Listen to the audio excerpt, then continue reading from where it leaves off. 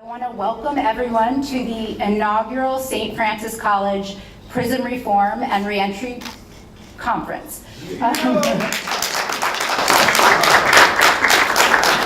I'm so happy that so many people are here, and I'm just going to say a few words before I introduce our president. So this is really exciting. A few years ago, we started a scholarship program here for formerly incarcerated men and women. 2 of our 3 graduates are here today. They're both on their cell phones. Johnny and Felix, stand up. They're here. Johnny is a co-organizer of this conference. He was a criminal justice major, and not only did he help co-organize this conference, he's a nationally known leader in the fight to end the abusive and inhumane practice of solitary confinement. And one of the most amazing things about this conference is that thanks to Johnny, Doug, is Doug here?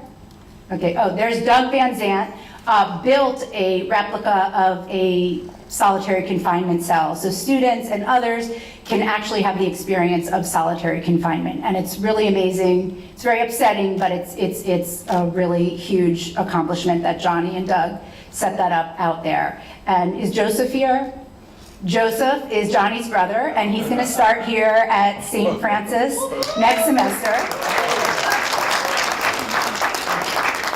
And he's going to help coordinate the exhibit with Felix. And Felix is a sociology major. I'm sorry, sometimes I tell people he's a criminal justice major.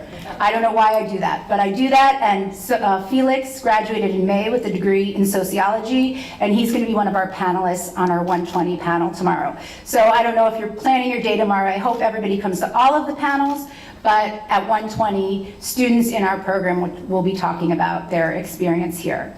I also want to acknowledge Dr. Michelle Gantt. Michelle, stand up. Michelle is the education supervisor at the Metropolitan Detention Center in Brooklyn, and she's really a national leader in innovative ways to make prison a place where people can learn and actually be rehabilitated. And I admire you so much, and I love working with you, and she's the best person to work with. If you have to plan a conference with somebody, Michelle is who you should plan a conference with. I also want to acknowledge Dr. Eric Platt. He's my colleague here in the history department. Many of the students know Eric very well. He helps with advising in every aspect of helping our students and this program. But this conference was actually the idea of our president, our new president, President Miguel Martinez-Sanz.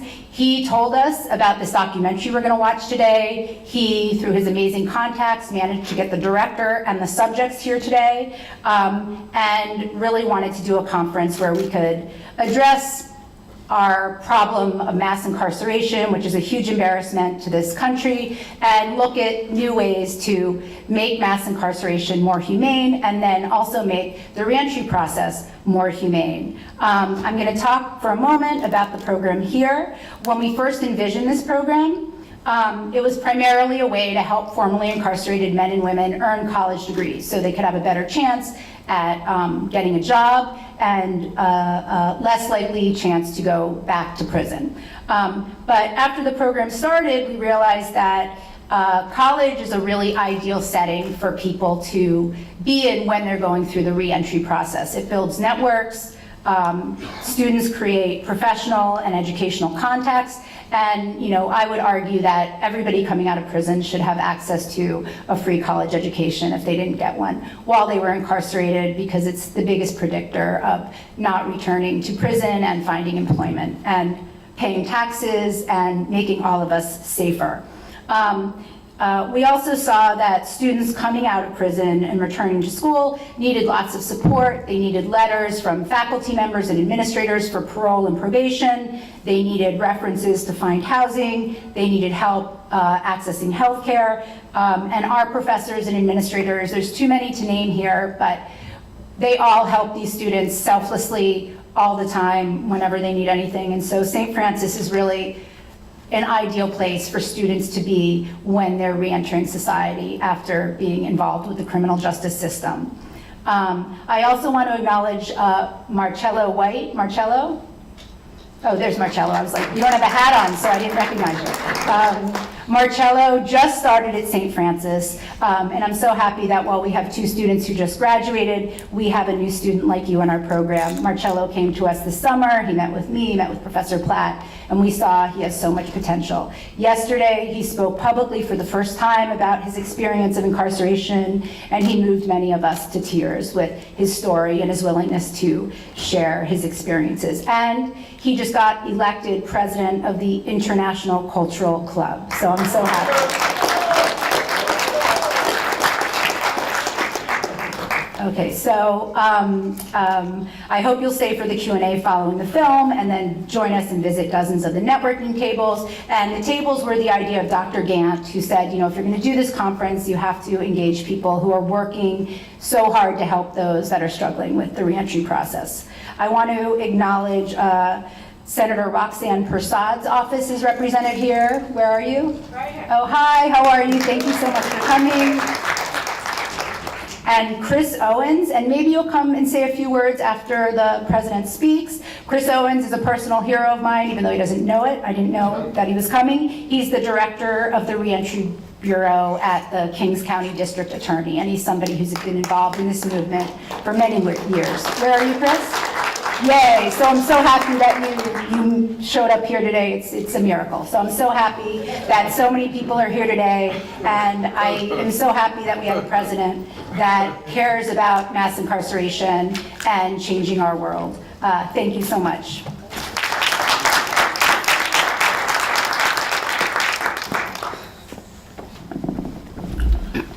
So we always start off with some poetry.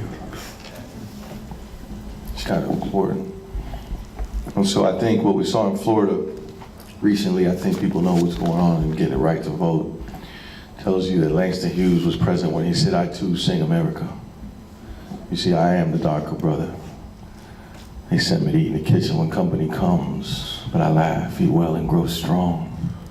Tomorrow, I'll be at the table when company comes. Nobody will dare say to me, eat in the kitchen then. Besides, they'll see just how beautiful I am and be ashamed. I too am America." So I think, you know, poetry, people know that it helps us center ourselves, but I think what Langston is saying at that point in time is still apropos today as we think about what language does, and just want to riff on the issue of language. And I know a lot of folks, Johnny, I've heard you speak on the issue of how we talk about persons and when we use language. And I think what I want to get us to reflect upon is the pronoun our, how it is that we come to think about what are our problems, what are our issues, who are our neighbors. You know, and one of the things that we see in an epidemic in this country, it's clearly a humanitarian crisis. In terms of the prison industrial complex, is the notion that we don't take it as our issue. We always like to talk about somebody else's issue. It's their problem in Queensbridge. It's not our problem living up here in Borum Hill or now in some other places. And I think this is a piece that as we talk to folks and begin to understand that anytime you use the pronoun they and their and them, we're basically attempting to wash our hands to distance ourselves of the very issues that we ought to be confronting. And it's difficult, but there's a complicity in the way we get to live, right? I live right up here up the street.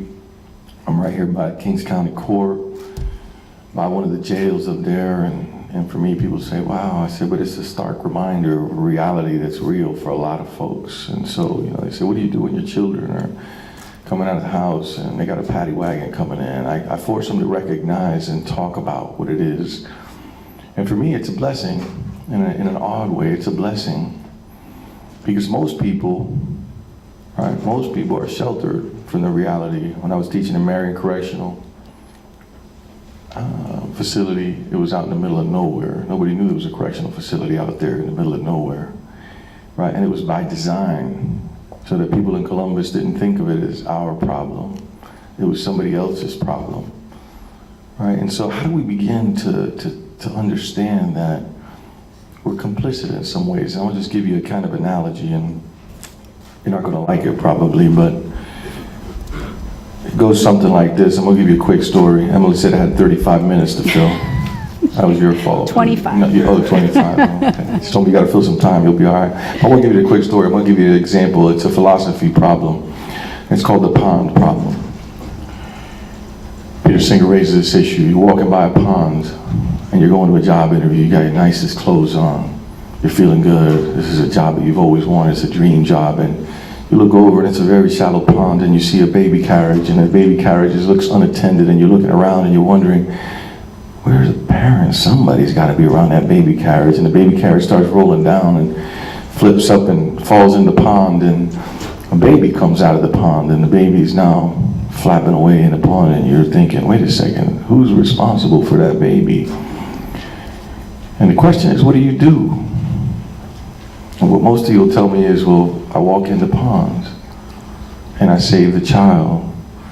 And you rationally, right, you walk through it. You say, really? Because I say, and I use this in class, I say, well, you know, you don't want to soil your shoes. I mean, you weren't responsible for that child. They got to have a parent. That parent was responsible for that child. You're not responsible that child died. You didn't cause that death. You could have prevented it, but you didn't cause it. So why are you thinking, getting all self-righteous with me? No, I got some nice shoes, right? I got my Armani suit. I don't want to get it dirty. It's not my fault that that child's going to die. Most of you say to me, come on now, really? I say to you, that's what we do every single day. We talk about it not being our problem. I didn't cause that issue. I'm not responsible for it, right? Well, it's no different than our unwillingness to do what we do today and the pretending unwillingness to go into that pond. So what I'm trying to get y'all to see is, right, instinctively you're going to tell me that your clothes getting soiled is of no moral importance compared to the life of the child that's drowning in the pond. And what I want to tell you is that a lot of what we do is insignificant morally, given what the challenges that a lot of our young people are facing, and especially our children. And so if we begin to see that as our problem, and I give you the story, it's not my child, it's our child. And as Franciscans, we believe fundamentally that every human being is entitled to live a dignified life. And what that means is that when we engage others, we have to engage them in that manner. Human dignity is something that everybody's entitled to. People say, well, no, you earn it. No. Every single human being, by virtue of being a human being, is entitled to be treated with respect and dignity. And I think one of the things we see in a reform movement that needs to take place is that we're failing to understand that everybody should be treated with dignified life. I'll give you my last riff. This happened in Marion too, and I was in Franklin County. And the guys, we used to always have these conversations about, is prison the punishment? Or do you come to prison to be punished? And those of you who understand being in space, you know precisely what I'm saying, right? Is prison the punishment? Or do you go to prison to be punished? And it's an important way to think about it. As we think about the collateral damage, and one of the things you're going to see is it's a powerful documentary. I've seen it a number of times, a powerful documentary, the collateral damage that we don't talk about. And the impact that we have on people beyond those that are incarcerated. And also the victims. We gotta understand that the movement that a lot of us are aligned to is about safety in our communities, especially for the next generation of folks. It's about creating communities where everybody has an opportunity to live a dignified life. Everyone. So as we think about this, for me, bringing this to bear here is part and parcel of what we ought to do. I was just fortunate enough that I met Emily very early on. She told me about the program. I met Johnny, Felix, I met a few others very early on. I met Michelle Gantt. I think that was my second day on campus. I think it was my Tuesday. I started on a Friday. Monday was Labor Day. Tuesday was Terrier back or something. What's it called? Terrier Tuesday. And look, I'm going to tell you this last thing as I close. I mean, the world works in mysterious ways. So I meet Johnny, who happens to be Cuban. My family came from Cuba, right? So all of a sudden you get connected in ways, there's an intimacy there to the possibilities. So for me, I feel honored and privileged to be able to be part of this process. And as most of you know, right, being president is pretty easy on this front. I say, why don't we make this happen? And somebody else makes it happen. I don't even know when I'm supposed to show up, but I do show up, and I want to tell you that this college is going to remain committed to working on this issue. I'm hopeful beyond my years here, because in the case I saw some young people walk in, this is a humanitarian crisis of your generation. You got to pay attention to it. The news isn't paying attention to it, but if you all sing loud enough, people will begin to pay attention to it. It is absolutely critical that we use the transformative power of education to transform our communities all the way across the board. So I thank you for your presence. I look forward to seeing your comments when we have our guests come back, and I'm hopeful that this documentary would do what it will do to you, what it did to me. Thanks a lot, appreciate it.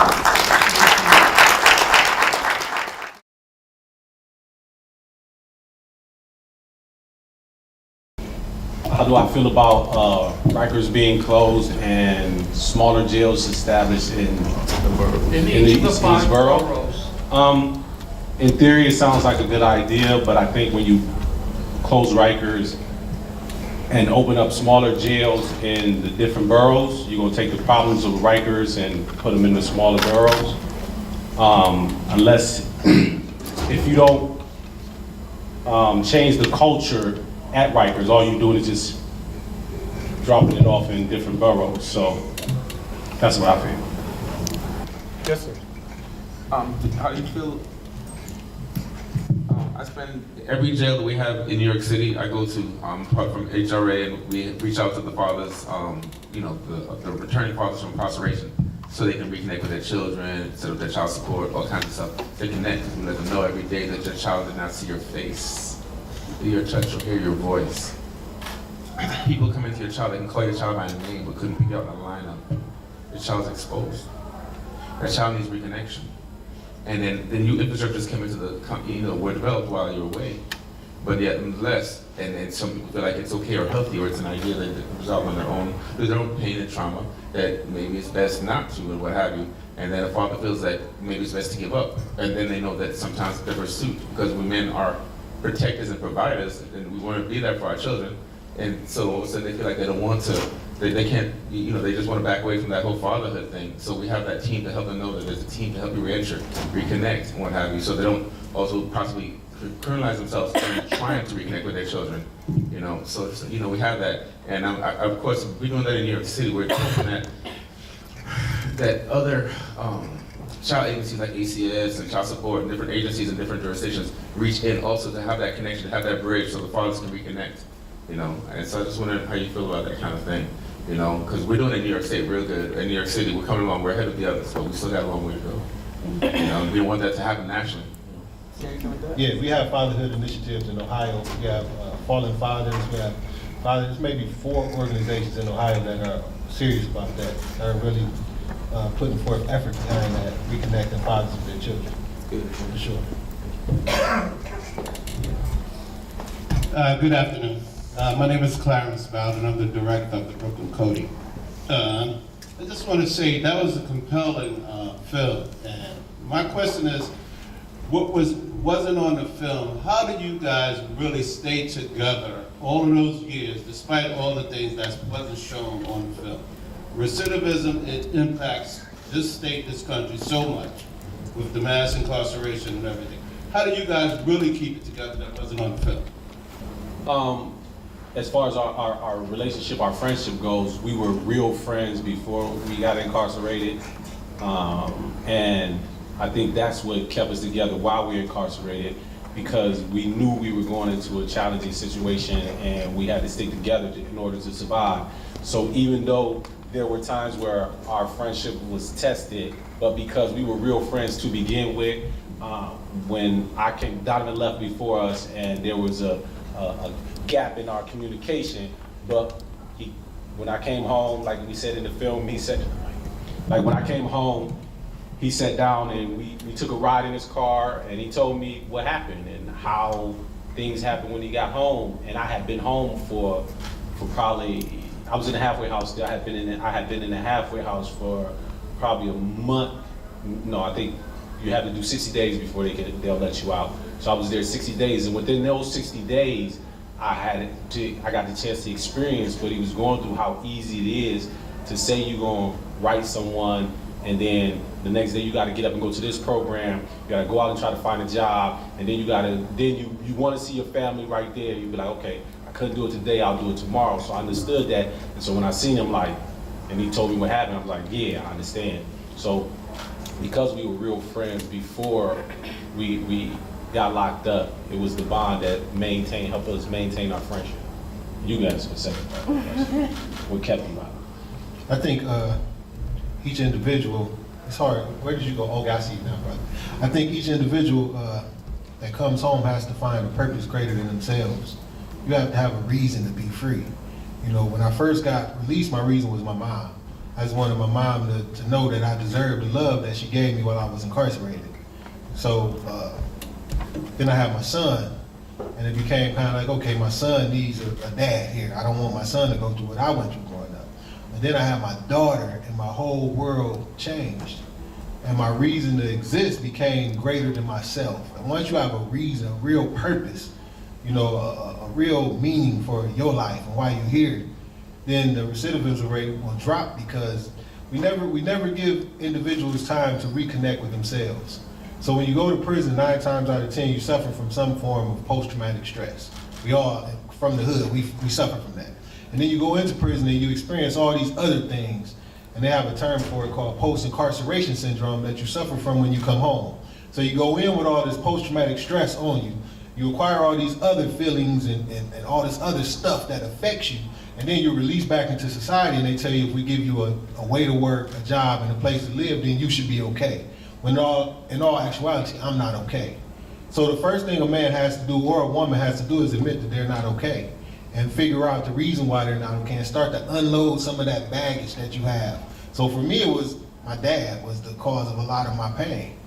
And I had to unload the baggage and carrying around feeling like nobody wanted me. That's why I did a lot of the things I did. I wanted somebody to look at me and say, "You're my son and I'm proud of you." And I never had that. So once I got to the point where I could unload that, go and sit with my dad and understand why he didn't want me, to come to find out it's not that he didn't want me, he was returning from Vietnam and he had all his own mess that he was dealing with. So I could unload that and leave that there, and I could start dealing with me. And once I could deal with me, I could start dealing with the reasons why I need to be free. The worst thing in the world I think I would do is to leave a son or a daughter in this world with me not there to guide them into adulthood. So that's so much bigger than anything that could lead me back to prison. So much greater than anything that could make me want to reoffend. The fact that I can't imagine my son not being able to call me and say, "Daddy, I got a detention and this is why." Or, "Daddy, I'm getting bullied at school." My son went through a bullying issue. I had to tell my son all of this stuff that I couldn't have told him if I was locked up. Now, what I told him caused him to get suspended from school the next day. I was there to go to school and pick him up and say, "Okay, son, let's put some ice on that eye and let's move forward." I couldn't do that if I was incarcerated. So we got to find a purpose and a reason that's bigger than us to stay free. Thank you so much for making this film, and thank you, gentlemen, for allowing your journey to be documented so that we can gain insight into what this experience of incarceration and reentry is all about. It's really helpful. I'm curious about the relationship between the camera crew and yourselves, and how maybe it impacted your journey. He's the camera crew. You answer. Well, they want to know how it impacted the camera crew back then you. I could say, in my case, part of the reason why I was really willing to do the film is because I knew John before I got locked up. John was part of a Big Brother, Little Brother program, and he was my cousin Charles got arrested dead. He was his big brother in the program, and that's how we met. And so I knew him, and not only did I know him from prior to when I got incarcerated, all those years up until he decided to make the film, he would stay in touch with us. You know, I could call him, he would write letters, he would send me books and stuff like that. So he was like a friend, big brother to me too. So that made it a lot easier for me to reveal certain things that I probably wouldn't reveal to a stranger. Thank you for sharing yourself and your story. We all know that incarceration is hard, and in some instances, reintegration is even harder. So what were some of the things that you had in place to help you in that transitional period? And in your opinion, what type of resources should be in place to assist people even before they get out, to even help that reintegration process as they transition from prison back to community?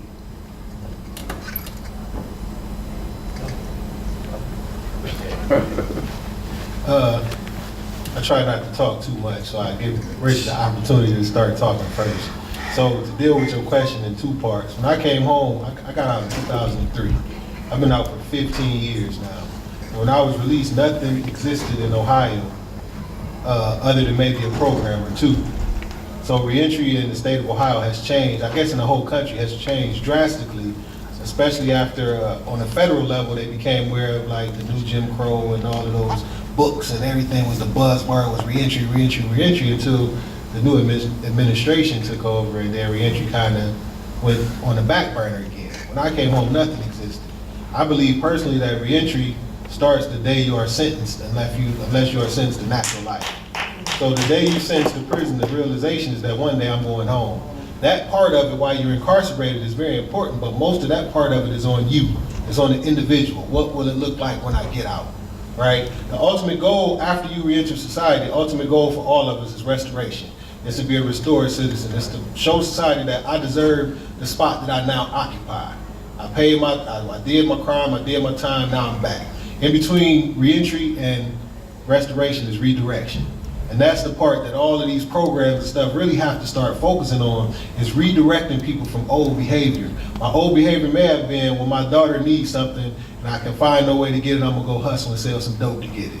And the redirection process is, okay, my daughter needs something, I'm gonna go and get a third shift job to go with my second shift job in order that I can get what my daughter needs. Until we get to that redirection and really focus on redirecting individuals from old ways of thinking and old habits, old behaviors, then we'll keep going back to prison, because we're gonna keep going in the direction that we know. I get in the jam, I'm gonna hustle, I'm gonna go back to jail. Basically, that's what happens. So I think the focus has to be on the redirection of individuals, and the push has to be towards putting programs in place that can help a person deal with self and start to redirect those thoughts and beliefs. That's on the individual part. Now, it's a systematic part to that too, and I'll let Richard talk about that, but it's a systematic part that needs to play into that as well, which is? So I think we need to address those issues that are plaguing our community that we have, that creates the environment where young individuals look at quote unquote crime as a viable way of getting out of their situation. We need to address the inequalities that exist in our communities as far as the wealth gap between the have and the have-nots. When we begin to address those issues, then we begin to create an environment where people won't end up in those situations to begin with. I think we need to address our educational system that, you know, I look at my educational experience, and as you've seen in the film, I began walking and talking at a very early age. School was easy for me, and I never saw myself reflected in my educational experience, so I disengaged. And this was part of my journey towards looking at the street life as something viable for me, because it was my unconscious way of resisting against a system and that was in place that I felt did not embrace me, that did not reflect my lived reality of who I am. So if we begin to address the inequalities that exist in our society, in our community, between the have and the have-nots, the inequalities that exist between the men and women, the wage gap between men and women and things of this nature, this is the systematic part that has to be addressed. This is the part that we have to go to our legislators for and begin to vote about and stuff like that. So this needs to be, myself personally, this needs to be addressed. We have to meet people where they are. People coming home, there are people going to prison, and you have to deal with the individual. But if you don't deal with it, in my opinion, first or simultaneously, then all you do is continue to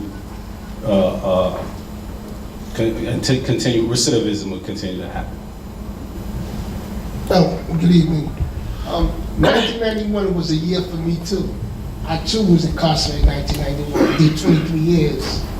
I came home in 2013. But the question is asked of us, what keeps us out?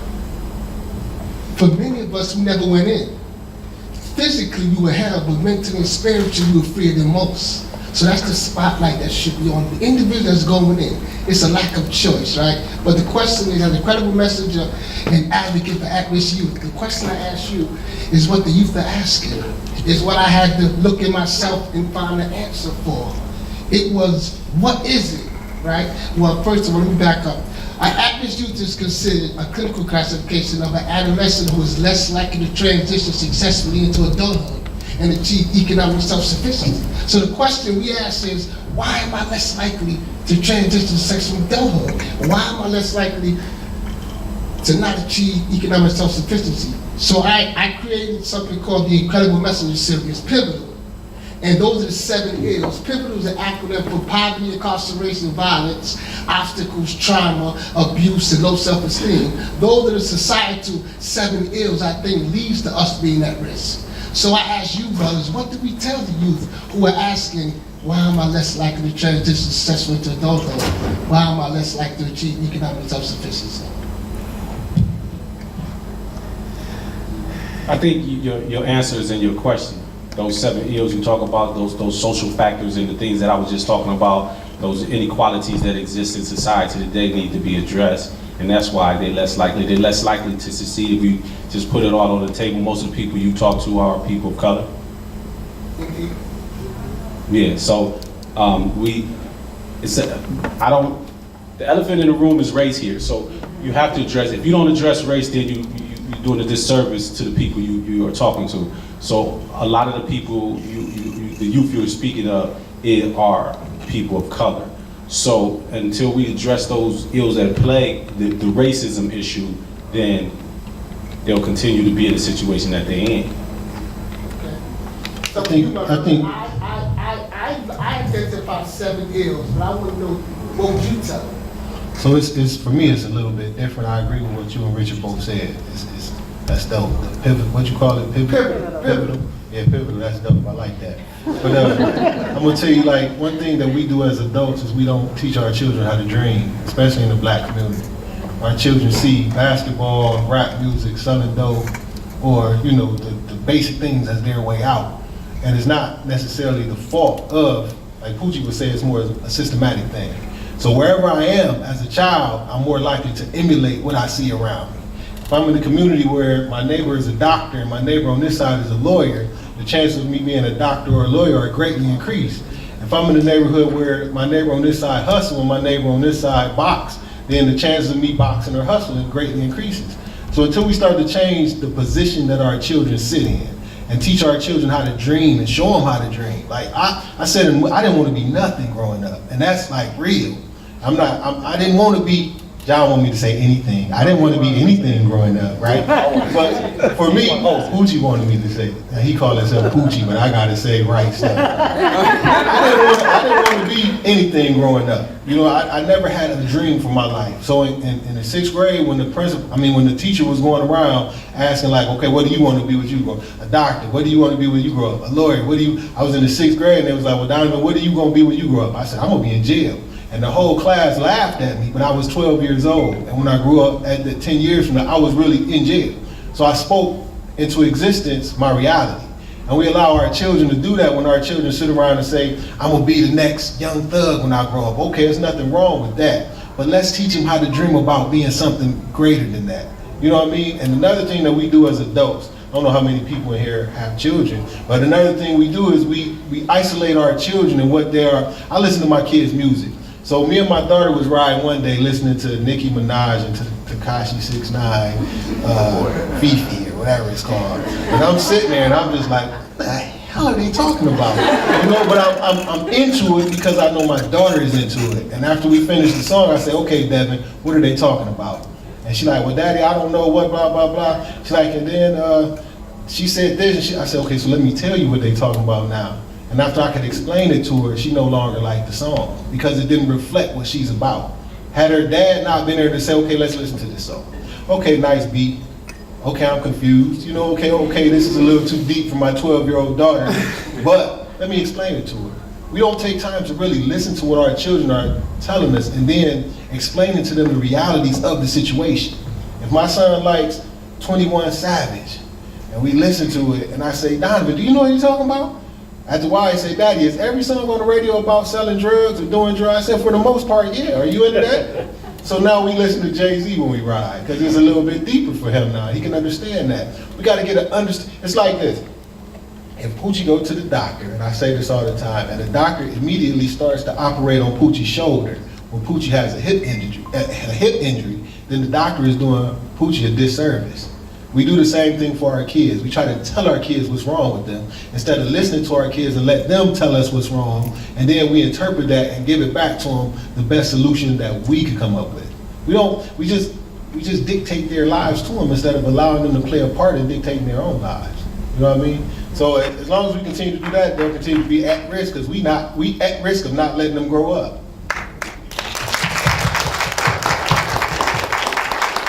My name is John. I'm a graduate of the school, and first, thank you so much for being able to come. One of the things I appreciate about the film is the way in which it humanizes, all of you. And I know we're missing one person, and I missed the last of the film, but I just appreciate how it humanizes folks who've been impacted by the system, which is something that I think is a disconnect about how we think about people who've been incarcerated, and the circumstances that led to that incarceration. So for that, deep appreciation. My question, is actually reflective of a recent article that I read over the weekend by Michelle Alexander in the New York Times. She talked about, I guess she warned us of the consequences of reform, right? And we're in a place in this country where I guess this sociological imagination has awakened to like the atrocity of mass incarceration. So there's a lot of efforts, diversion and education and even reentry efforts and cash bail. So I guess what I want to ask you is, if in the reforms that we're looking to see in the system, right? Like, one, what do you want to see change in the system? Two, right? What are the unforeseen consequences of getting what we want? One of the things they found in Maryland, for example, they eliminated cash bail. What they found was that the judges were actually just holding people without bond. So people were actually incarcerated longer than when they had cash bail. So just if you can kind of like react to that and see and kind of react to that, yeah. Thanks. So the first part of the question, just repeat it for me to make sure. What do you want to see change in the system, and what are some of the unforeseen consequences? Or I mean, they're unforeseen. Obviously, you can't see them, but like if you think about what are some of the like this collateral consequences as a result of achieving the policy reforms that we want to see happen. If we look historically, policy reforms have failed the black community throughout history. None of them have really addressed the issues that plague our community. All they do is cover it up. It makes the racial component a little more hard to deal with or to address. So I'm not a big advocate of policy reforms in that sense. And although you have to meet people where they are, because we're not really addressing the issue. It's like Donovan said, a lot of the policy reforms is someone else dictating what we need, the help we need. They're operating on our shoulder and our hip is really hurting. So, and it doesn't address the racial component because they do it like on a colorblind when they begin with these policies. So I would advocate real heavily on the financial component and trying to bring some equality to first starting with a living wage, that people should be paid a living wage first and foremost. If they're not paid a living wage, then it's gonna be hard for them to survive. Like my rent in New York is $1,300 and I got a little studio in the basement. This is ridiculous. And my salary isn't reflective of that, even though I work at a university. So things of this nature I think need to be addressed. Those things that, because most of the reforms are all about individuals. How do we change the individual and not the environment that individual is in? So it's like if in a domestic violence case, you would be telling the victim what they did wrong. You did this wrong, so what you need to do is stop making him mad.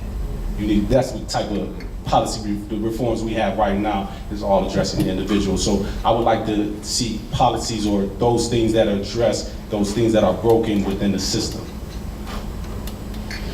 I would add to that, similar to what Richard said in a way, but a little different. So I would say this is not the first time we've seen this.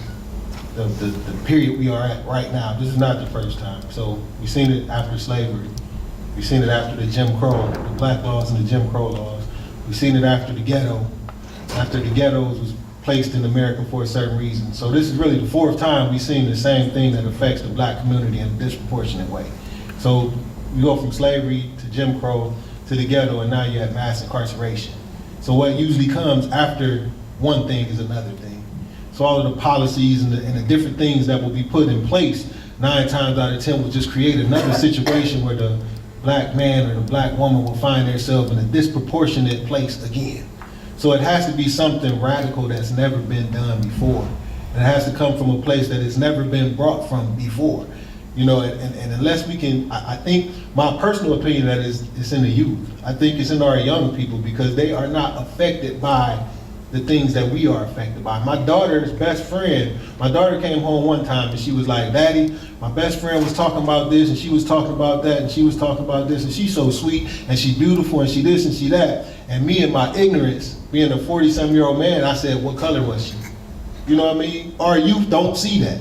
And the only way we're gonna change a lot of the things that go on, we have to empower our youth, like I said, to dream, and we have to remove our old selves and our old beliefs and our old thoughts from it, or all we're gonna get is the fifth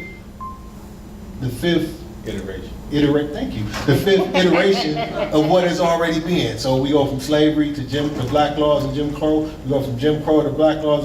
We get in the ghetto. We get all in the ghetto, and then from the ghetto we go to mass incarceration. And now, what does the fifth thing look like? If there is a fifth thing, or is this reentry? Well, reentry is part of the mass incarceration in a way. So what does it look like, especially in the black community? And how much say do we have in what it looks like this time? You know what I mean? Do we take that say? We have to be bold enough to take it and say, "I'm not gonna let you operate on my shoulder and my hip is hurting me." So we would like you to update us on your stories. What are you doing right now? Has your friend been released? How often do you pay him visits in prison? Well, also, I just wonder, what effect did this documentary have on your lives? Do people recognize you on the streets? How does it feel to be a film star? Well, the last question is multifaceted. So first, I'm gonna jump in first. First, I would say people do recognize us in Summit County somewhat, but it's not just because of the documentary, it's because of who we were before the documentary. And the documentary kind of just pushed us out there again in a way. Second, I would say, what I do now is I'm the president of Summit County Reentry Coalition. So from the county where we committed all our crimes at, I'm now at the top of the food chain for reentry. So I go into all of the institutions, I institute programs or help programs become instituted. I get people, so what I believe in is cutting out all the red tape. So if you come to me and you say, "Hey man, I need a job," I get you a job. If you say, "I need work boots," I get you work boots. How do I do it? I don't know half of the time, but my purpose is to remove all of the red tape that other people have had to deal with. Charlie is in St. Louis, the one with the dreads in the movie. He's in St. Louis, he's married, he's working a very good job, he's moving on with his life. And Frankie is still incarcerated.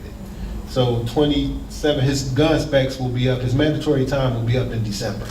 So now he can start on his real time, which is scary. And he doesn't go to the parole board until he's 63, and we got locked up when we were 18 years old. So, you know, life happens. We talked to him before, right after the screening this morning, he called my phone and we talked to him. So we are very much in touch with him. And yeah, that's what we're doing. Can't visit him, I don't think. so I can't visit. at the moment, the film mentioned at the end that the governor denied his clemency.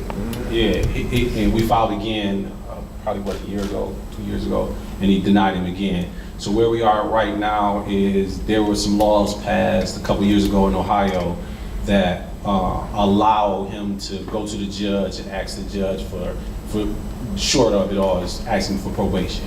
And so we're in the process of getting a lawyer to present his argument to a judge for probation. He's hanging in there. Every phone call I talk to him, and he tells me, it's getting harder and harder. And And what are you doing? and so no, this is about Snoop, for a second, because like I just talked to him before he called the other day, and he was talking about how hard it is. So if any of y'all, I can get his address, we can put it on the Cooler Bandits page. Y'all can write him a letter and let him know that you saw the film, and you're praying for him, or you're sending positive energy to pick his spirits up. That would be real good. That would help him a whole lot. Right now, I'm currently a programs coordinator at Columbia University. I work with the Justice and Education Program, and I coordinate a program for formerly incarcerated people to return who want to continue their education. If you have your GED, then you can take classes at Columbia University, one class per semester indefinitely, full tuition paid. We give them stipend, well not stipends, I'll buy you a Metro card and get you back and forth to class. If they have need for childcare, we arrange a way to help with childcare. We have mental health services available to them. They get a Columbia ID, they have access to all the Columbia resources available to them, and I coordinate that program.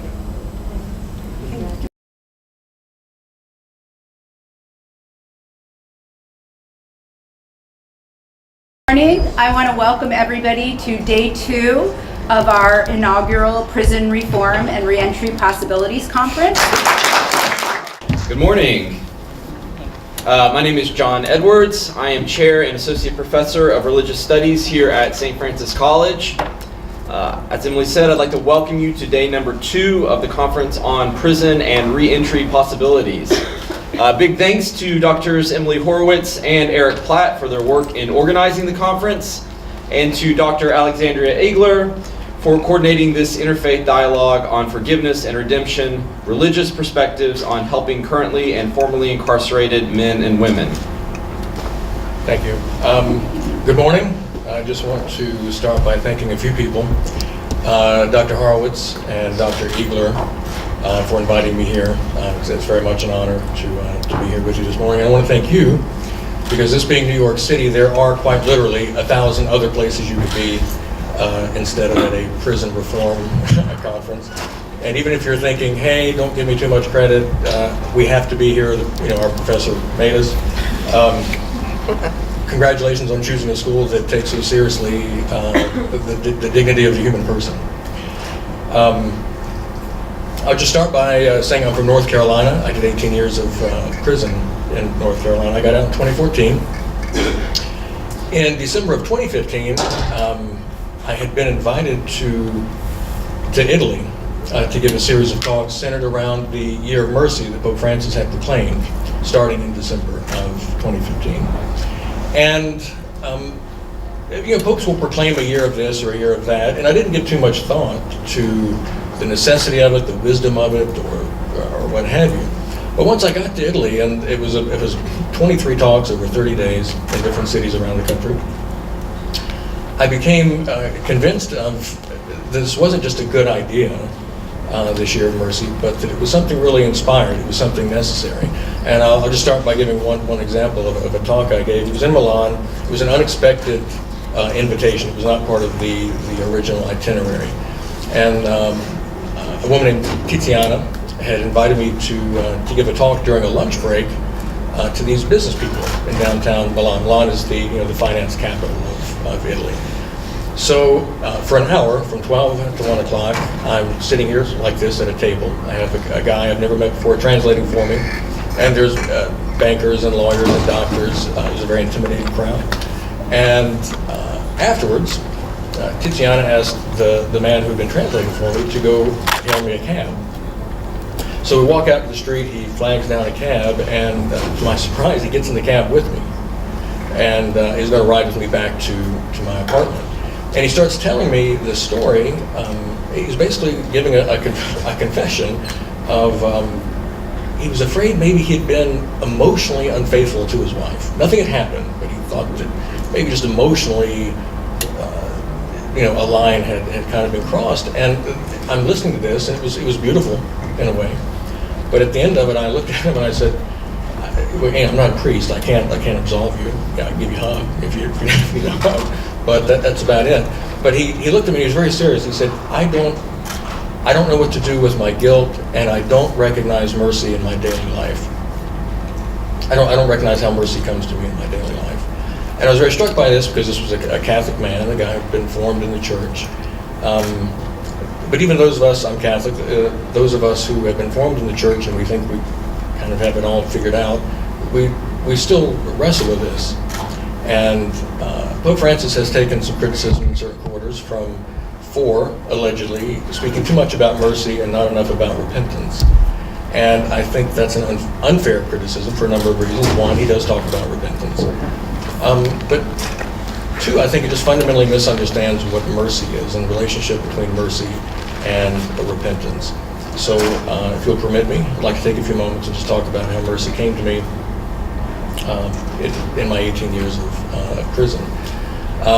My first 2 years of prison were surprisingly not so bad, and they were not so bad mainly because I was engaging in a lot of magical thinking.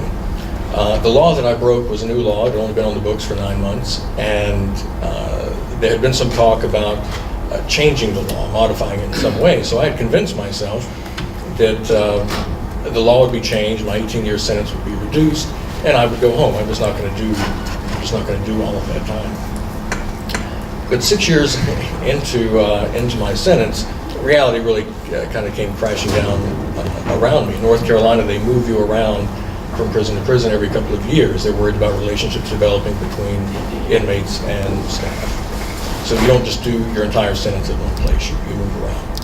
And it just so happens in year 6, I got moved to a really horrendous place. I never had any personal problems there, but it was just chaos around me all of the time. And emotionally and psychologically, just began taking a toll. I became incredibly despondent. And by the summer of 2002, because I'd been arrested in 1996, by the summer of 2002, I was frankly suicidal. And if you're in close custody, I don't know if any of you understand the differences between the different custody levels. Close custody is kind of like maximum security, and there's medium and minimum. In close custody, you have your own cell. In medium custody, it's very open. It's 40 bunks in a cell block, or 80 bunks in a cell block. Everything's very, very open, no privacy whatsoever. If you're looking to commit suicide, it's much easier in close custody because you do have some privacy. You can pull the door shut. There's a little window, but there is some privacy. In medium custody, there just simply isn't. So I began noticing which officers actually did their job and made their rounds like they were supposed to, because a lot of them would just simply sleep. They were working 2 jobs, and they would come in, they'd sit down at their desk in the central area and just sort of nod off. So I began making notes, who does their job and who doesn't. The one thing that had kind of been keeping me hanging on were the writings of an Italian priest named Monsignor Luigi Giussani. And, I'm sorry. Okay, I'm sorry. The one thing that had kind of kept me hanging on were the writings of an Italian priest named Luigi Giussani, Monsignor Luigi Giussani. And I had found them in a monthly publication called Magnificat. Some of you may be familiar with that. And it's for those who aren't, it's just it's a missalette, comes out every month, and they have the mass readings for every day, morning and evening prayer, and a little meditation for every day of the month. I had received a free issue in the mail. I had no idea how they got my name off a mailing list of some kind. So I wrote the priest, Father Peter Cameron, who at the time was the editor of Magnificat, explained my situation, said I can't afford this, like a $40 subscription, but can I pay you month to month? I had a little job, I was making $5 a week. And so he said, don't worry about it, I'll send it to you free for a year. Well, he wound up sending it to me free for about 6 years. But I had no idea who this Luigi Giussani was, but I was really captivated by his insistence on the goodness of reality. And that in the Catholic Christian conception of the universe, reality is Christ. Reality is ultimately good because reality is ultimately Christ and created by Him. So I was struck by this because my day-to-day lived reality was not terribly beautiful. It didn't seem good. So at the bottom of the page, it had a little bio of him. Said he was an Italian priest, and he was the founder of an ecclesial movement called Communion and Liberation. Well, I didn't care anything about a group because at the time I viewed myself as very self-sufficient, you know, that kind of thing. I didn't want any attachments. My idea of freedom was being completely untethered from anyone or anything. So I began writing different organizations, asking for information about Father Giussani. Does he have any books in English? How can I order them? Well, when you're in prison, you learn fairly quickly. People often just they won't write back because they think you're after money, you're working some kind of scam, there's some sort of angle, you know. So in August of 2002, I finally heard from an organization that I had written to, and they gave me 3 email addresses. Said, we don't know anything about this group, we don't know anything about Father Giussani, but we went online, we found these 3 email addresses. Here you go. Well, it didn't do me any good because in prison you don't have access, at least in North Carolina, you don't have access to the internet. So what I did was I just randomly picked, I really eeny, meeny, miny, moed it. I just picked one of the names. It was a guy named Rick Kushner. And I wrote a very brief little letter saying, look, I'm this guy in prison just looking to buy a book. You know how I can do that. I sent it to my mother and asked her to email it for me.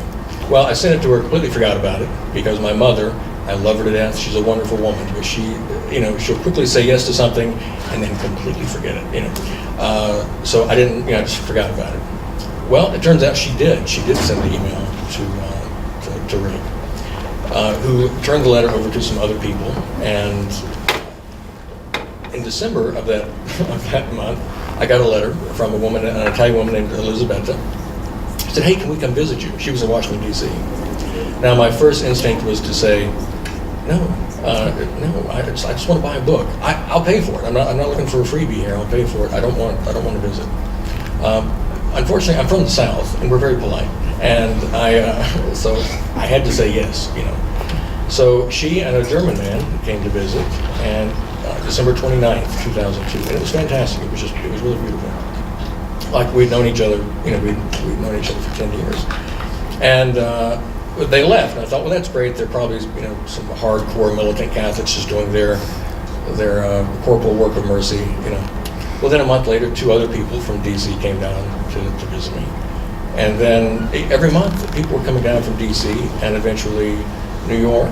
And one of your professors here, Simonetta Tagliawiener, she and her husband came down to visit me from New York, driving 10 hours one way to spend 90 minutes in a prison visitation room with me. And at first I was very thrown by this. I thought, okay, what's a cult? You know, what do they, you know, they want money, or my firstborn male child, what the hell's going on? You know,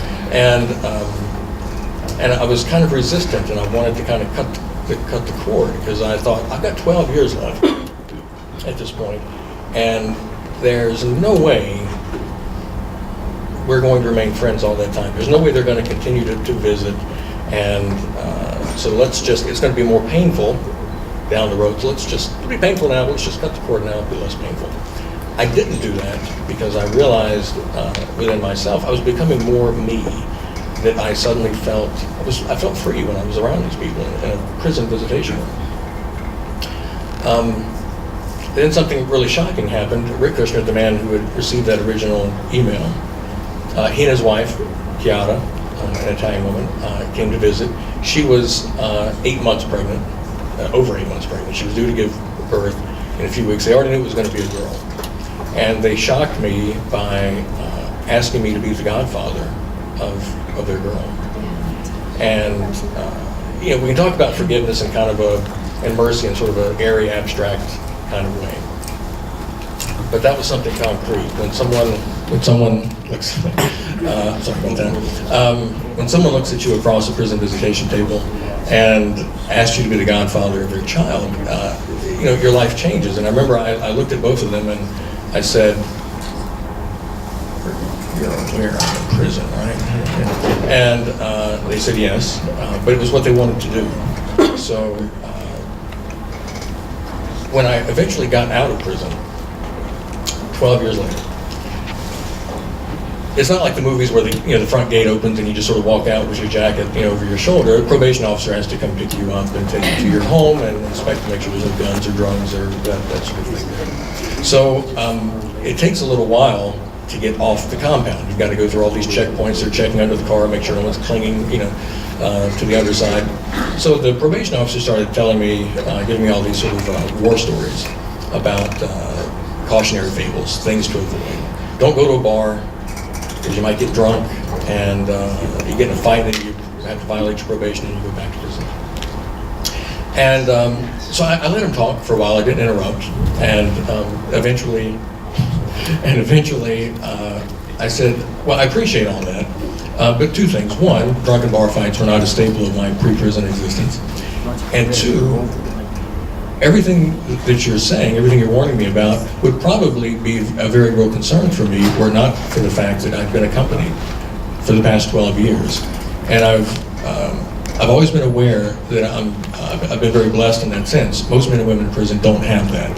You go to prison, and you're just kind of stuck there. And you may have a lot of people write you initially, because they're very concerned, but then life takes over, and the stack of letters starts to get smaller, and you're kind of alone. And my friends for 12 years never let me be alone.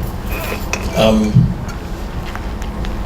running a little short on time, so I'll just say that one of the more striking things about this to me was when I was in the county jail awaiting trial. It was 14 months. One night, my attorney came to me and he said, look, the DA really doesn't care about your case that much, and there's a very good chance that the charges may reduce and you may just get 3 to 5 years, 5 years max.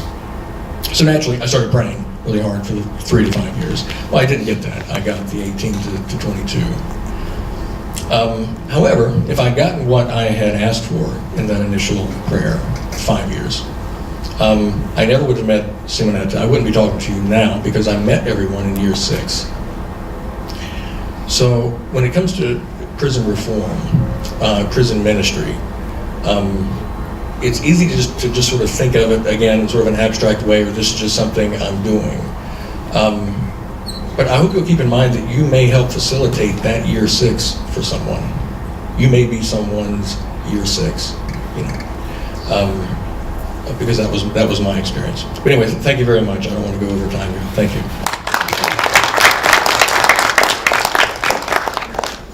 Thank you very much, Mr. Stansel. Next we have Dr. Debbie Almontasser. Thank you. Assalamu alaikum, everyone. Peace and greetings. I'm really delighted to be here. First, because I'm an alumni of St. Francis College, so it's really nice to come back home and actually be on this side of the room and not there, which is really great, because one day you'll come back and do the same thing if you're students here. So I'm really delighted to be here and to actually speak on this panel specifically about this, because it's really important to acknowledge and recognize the rich history of Islam and Muslims in North America, dating back to the time of slavery and even pre-Columbus, which is something that I think that Muslim Americans struggle with a great deal, to help our fellow American neighbors understand that Islam is not an immigrant religion, but Islam has been here for a very long time. And so when I got invited to this panel, I thought about some of my teachers, and some of these teachers are actually correctional officers as well as correctional chaplains in jails across the United States, basically providing services to American Muslims who are incarcerated and or individuals who seek spiritual refuge and actually become Muslim in prison. And what's really interesting is that there's a large growing population of people who actually become Muslim in jails across the United States. And the reason for it is that they find refuge and find this through the serenity that many of their inmates have that are Muslim, in terms of seeing this camaraderie, this sense of community, this sense of kinship, and they gravitate to it and learn about Islam and actually adopt it as a religion. Interestingly enough, there are people who come out of prison and maintain the faith. Others drift away from the faith but believe in the tenets. But what's unique about it is that the one thing that Islam has helped them do when they were incarcerated is actually be able to face the sins that they committed and are able to find forgiveness. And so in my presentation, I'd like to talk about what does forgiveness mean in Islam. And there are two forms of forgiveness. One that is from God for whatever sin, large or small, that you commit. And then the second, which is important and we take for granted as individuals, is also forgiveness from our fellow human beings that we possibly err or wrong, whether it's within our home life, our community life, or even just passing by somebody in the subway and bumping into them. So, having to make sure that we are mindful of who we are and what we do and how it impacts other people is really critical from an Islamic perspective. So I want to start first by actually highlighting how forgiveness actually manifests itself in Islam. It manifests itself through the very names that we actually have for God, which is also in Arabic called Allah. These attributes or characteristics are very unique. There are 99 of them that actually are the names of God that we use in various forms in our prayer, in our supplications, in our daily life, when we are feeling down and depressed or feeling strife. And so I want to go through some of these names that specifically highlight the forgiveness of God. So the first one is Al-Ghafur, which means the most forgiving. The name occurs in the Quran more than 70 times. There are other names from the same root, which are actually Al-Ghafur, Al-Ghaffar. The meaning of the Arabic word Ghafara is to cover, to hide, and to hide. It comes from the meaning to excuse or to pardon or to remit and to forgive. God does all these things. In the Quran, it is mentioned that God does not forgive those who actually disbelieve of Him existing without repentance. But He may forgive every other sin for whomsoever He wills. We must turn to God for forgiveness. So when we turn to God for forgiveness, it's simply having the intention in your heart and in your mind seeking that forgiveness. And when you do, God is so merciful that He actually accepts it, and that is what we believe. Another attribute to Him is Al-Afu, which is the pardoner. This has another part of forgiveness. The name occurs in the Quran 5 times. Literally, the word Afu means to release, to heal, to restore, or to remit.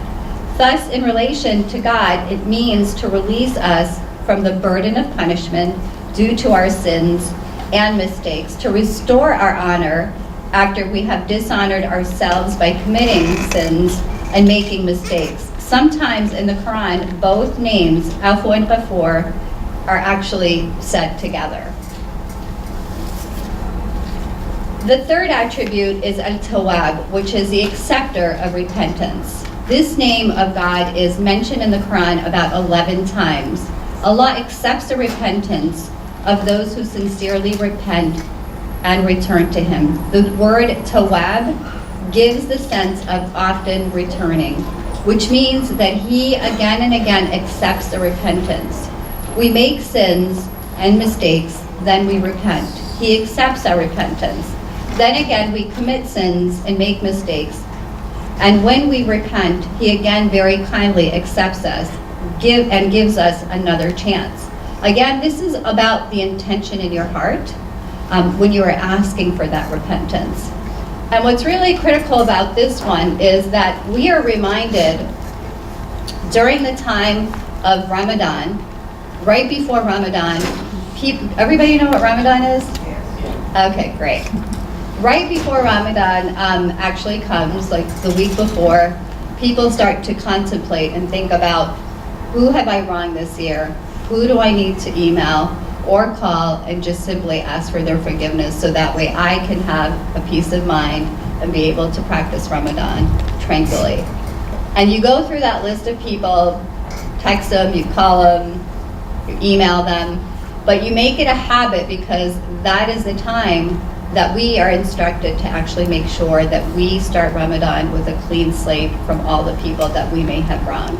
And that's the part that I was telling you earlier about how important it is to seek not only forgiveness from God, but from the very people that you may have wronged. And so you make these calls, and then during Ramadan is broken up into 3 parts. The first is seeking forgiveness. So it's forgiveness of wronging those people, wronging God, doing things, and it could be as small as, backbiting, lying, embellishing, a story, further than you needed to, stealing, a variety of things that we know are like the sins that you shouldn't commit, right? And those are universal, I think, through all faith traditions. So the first 10 days is actually seeking forgiveness. The second set of 10 days is repentance. And then the last 10 days of Ramadan are actually seeking God's refuge from the hellfire. So Muslims believe that if you don't live a good, pious life, and you do good by people and you do good in the world, that you will have the consequences of the hellfire. So we basically spend those last 10 days seeking refuge from God to make sure that we do not ever see the hellfire when we actually die. So that's also very critical to know. Another attribute which is really beautiful is Al-Halim, the clement. This name is mentioned 15 times in the Quran. This means that God is not quick to judge. He gives time. He forbears and is patient to see his servant return to him. This is really one that basically, speaks a lot to my heart, because we, again, as I mentioned earlier, take for granted the beauty that exists, in the Supreme Being to actually be able to forgive us and to hear from us and to be there for us. And then the very last, and the one that is most beautiful and actually is said over and over, especially within the 5 prayers, the 5 daily prayers that Muslims pray, it's Ar-Rahman Ar-Rahim. And what it translates to is the most merciful and compassionate. These names are the most frequent in the Quran. Ar-Rahman is mentioned 57 times, and Ar-Rahim is mentioned 115 times. Ar-Rahman indicates that God's mercy is abundant and plenty, and Ar-Rahim indicates that this is always the case with God. God is full of love and mercy and is merciful. And as I mentioned to you earlier, we recite these in every one of the verses when we first open up our prayers, and each prayer and supplication that we make. These 2 words are mentioned, especially when you start reading the Quran. You have to say Bismillah ar-Rahman ar-Rahim, which means in the name of God, the most merciful and compassionate and beneficent. So are continually a part of what we do spiritually and ritually as Muslims. The Quran teaches us that God is a judge, and he also punishes, but is not bound to just punish. The justice of God, according to the Quran, is that God does not and will not inflict undue punishment on any person if he or she seeks that forgiveness for their sin. He is full of freedom to do that. His mercy is unlimited, and his love is infinite. And so what I want to do is actually highlight, I give up on my phone. I want to highlight a couple of stories that actually we see this through the life and teachings of the Prophet Muhammad.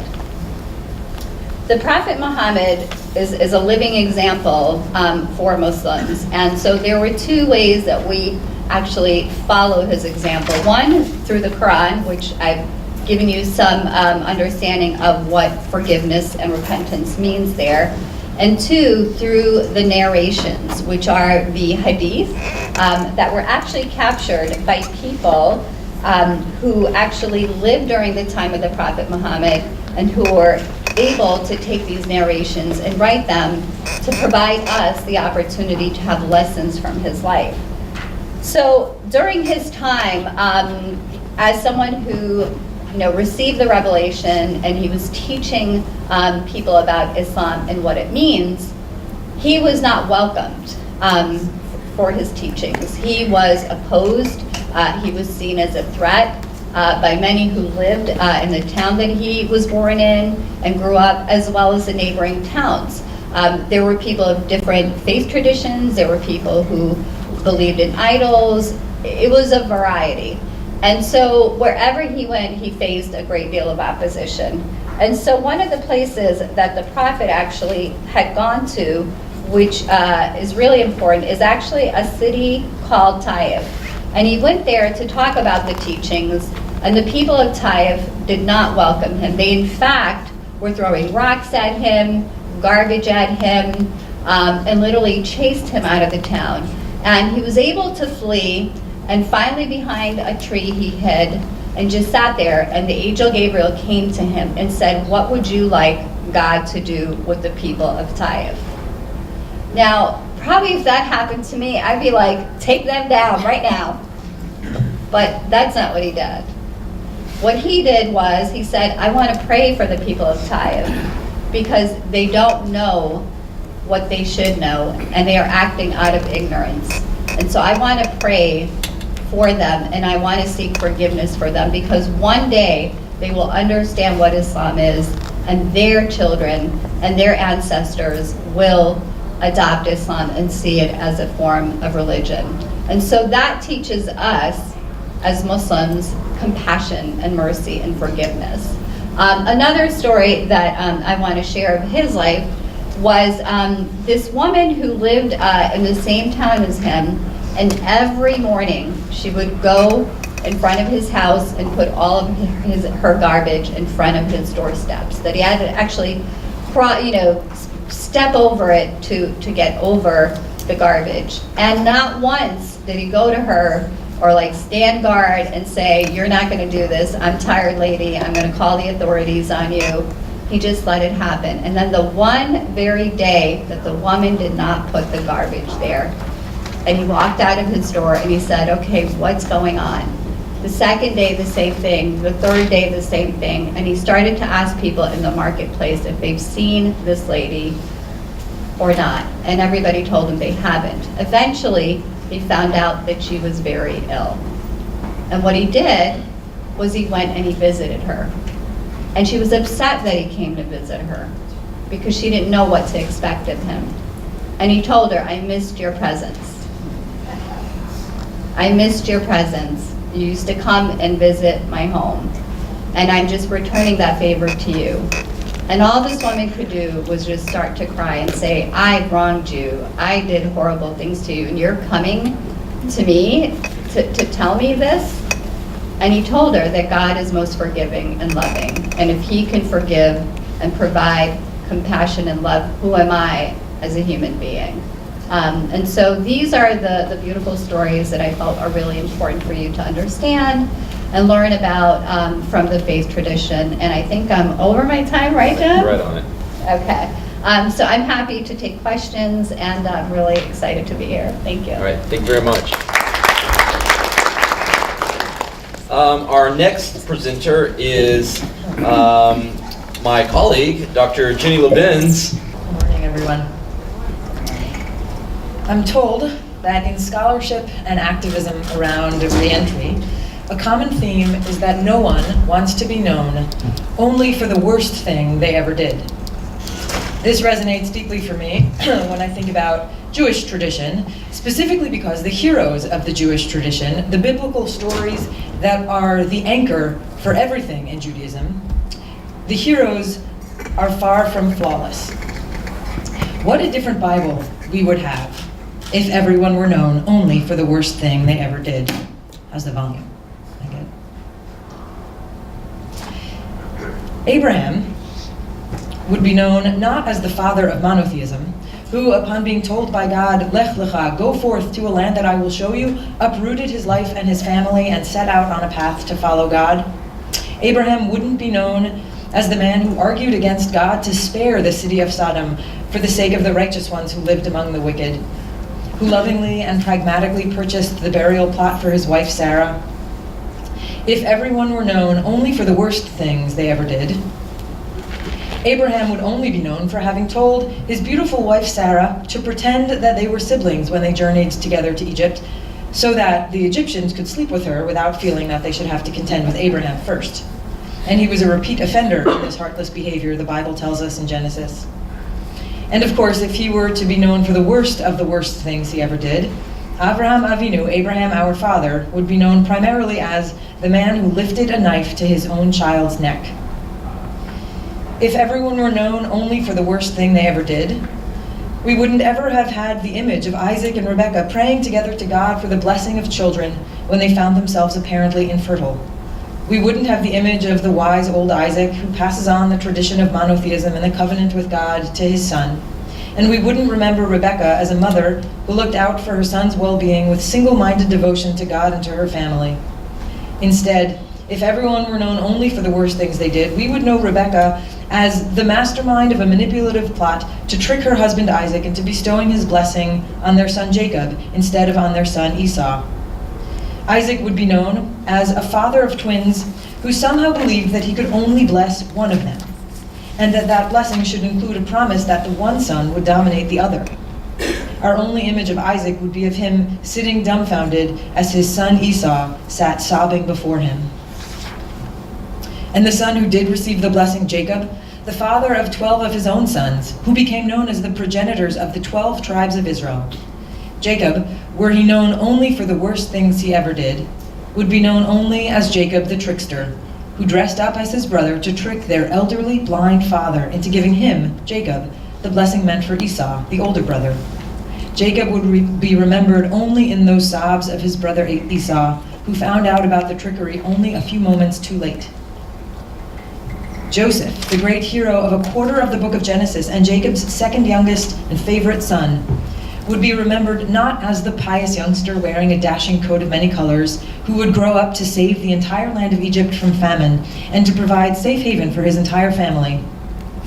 Joseph would be known as the pompous favorite child of Jacob, who showed off to his jealous older brothers and callously reported to them his dreams about his own superiority.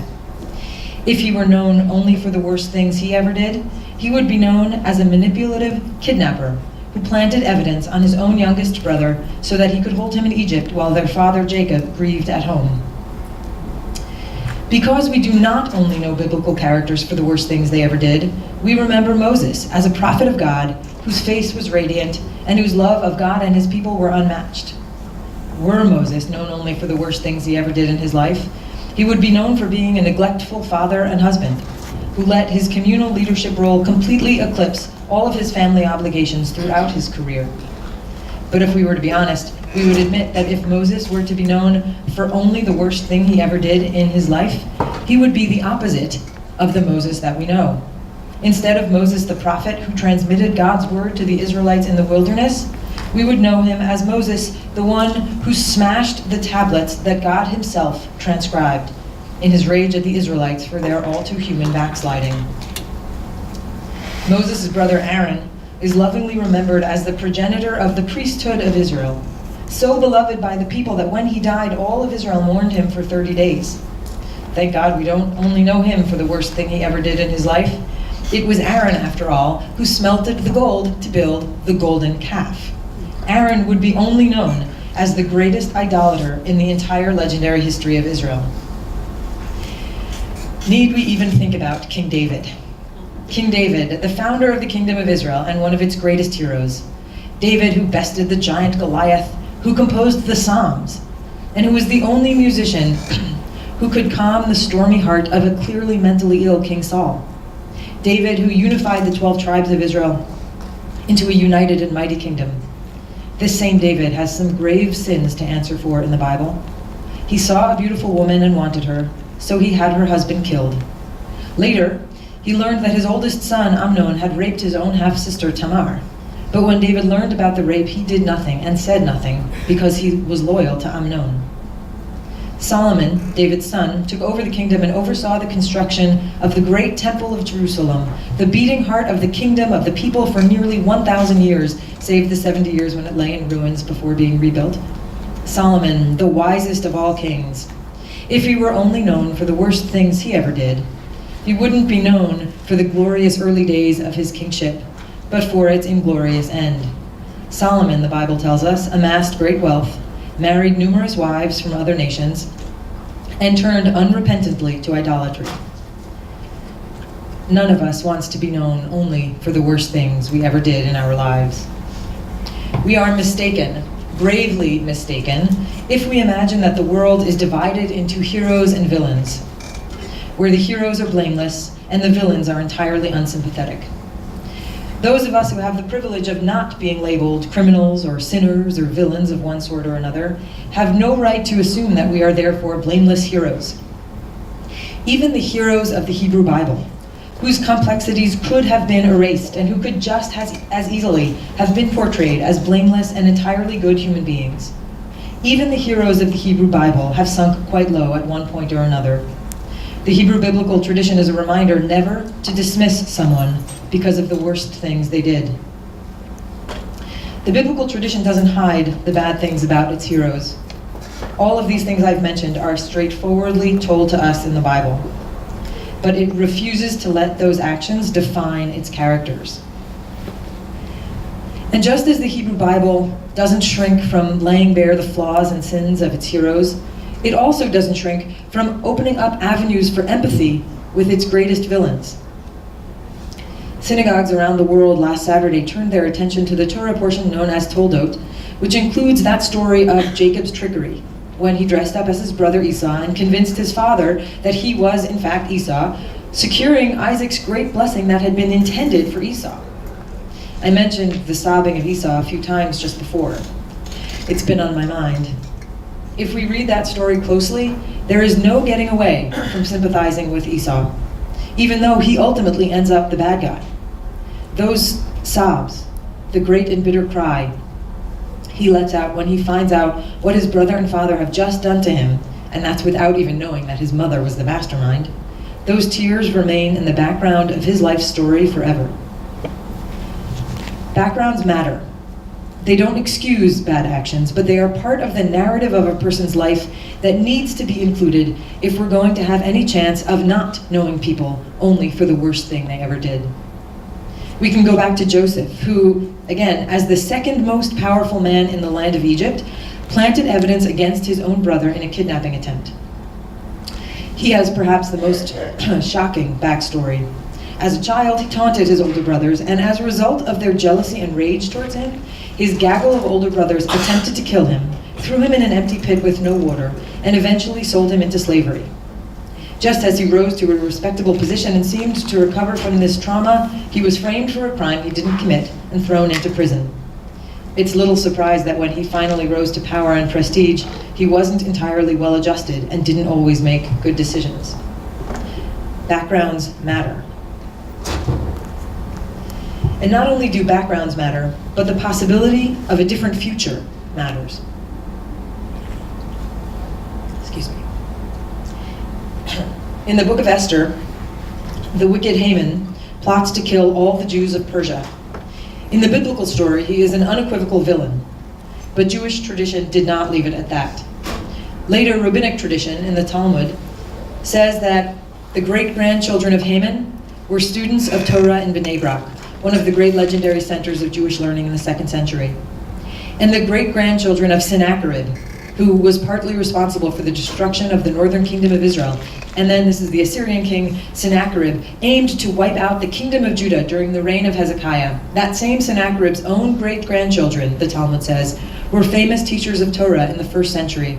And the Talmud even names them as Shmaya and Avtalyon, two of the famous pairs of sages envisioned as the antecedents to the entire rabbinic tradition.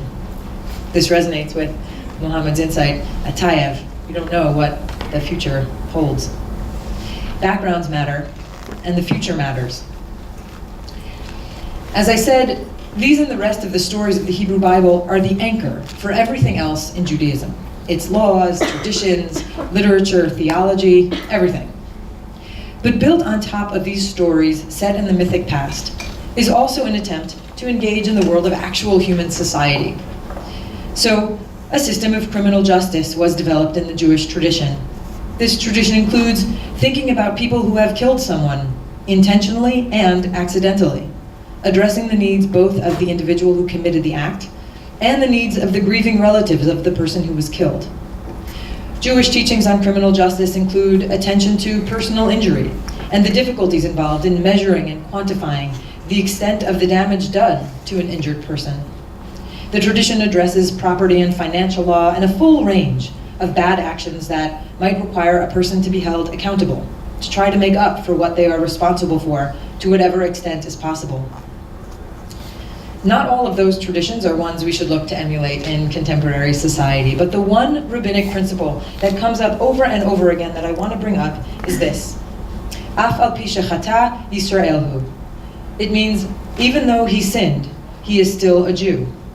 Now, that dictum is meant, obviously, for the context of Jewish jurisprudence and religious law, but the principle is simple.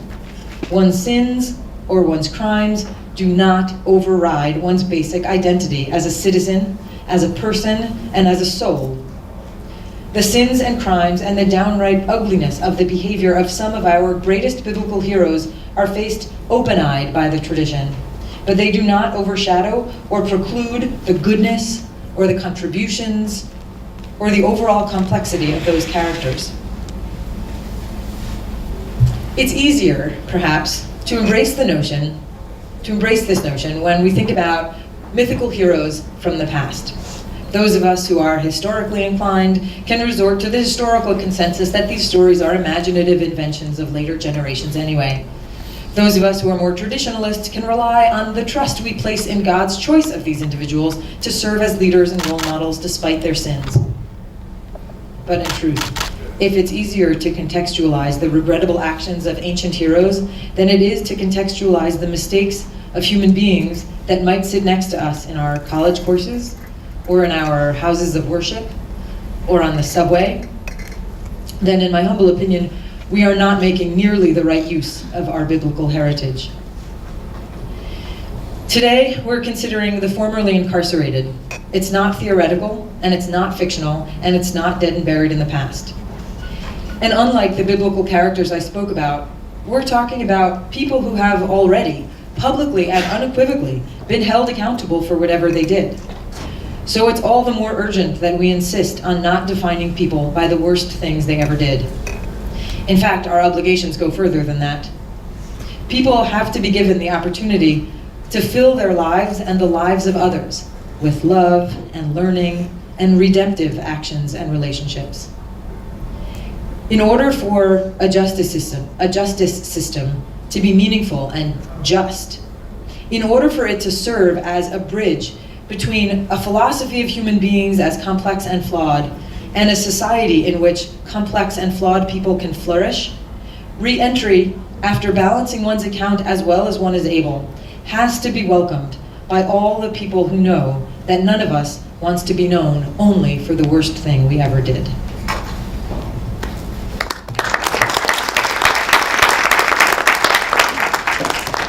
Thank you very much, Dr. Lubins. Our final panelist is the Reverend Dr. Barbara Davis. Thanks, Dr. Edwards, and thanks for inviting me to be here today. Thanks to you and Dr. Egler and all the panelists. It's actually a real privilege to anchor this panel. There's been such great conversation so far. In thinking about this issue about forgiveness and incarceration, I was kind of brought back to my roots as a teenager and a regular churchgoer, where my first experience in thinking about this was actually in my small Methodist church where I grew up, where one Sunday we went to worship and heard a sermon about a choice that we had about welcoming a person back into our congregation who had been in prison. And I remember just being really fascinated by the whole idea of that, and was also fascinated by the fact that we were having this very public conversation about an individual who was going to be starting to come to church there. And it was a real debate among that congregation about if this was a good idea or not, and how people felt about having somebody who had been in prison. And as I think back on that now, I have a lot of different reactions to it. One of them is kind of the privilege of that small rural community to be addressing that really for sort of the first time, it seemed like. But I also am intrigued by the idea of that choice that was put before us. And as I think about that now as a pastor, and think about what the pastor was likely trying to do in that little community, I think it ties in really clearly with this idea of forgiveness that we're talking about today, and what in the Protestant tradition, we would think about it really as what our call is to engage in relationships with anyone, but in this particular case, for someone who has been in prison.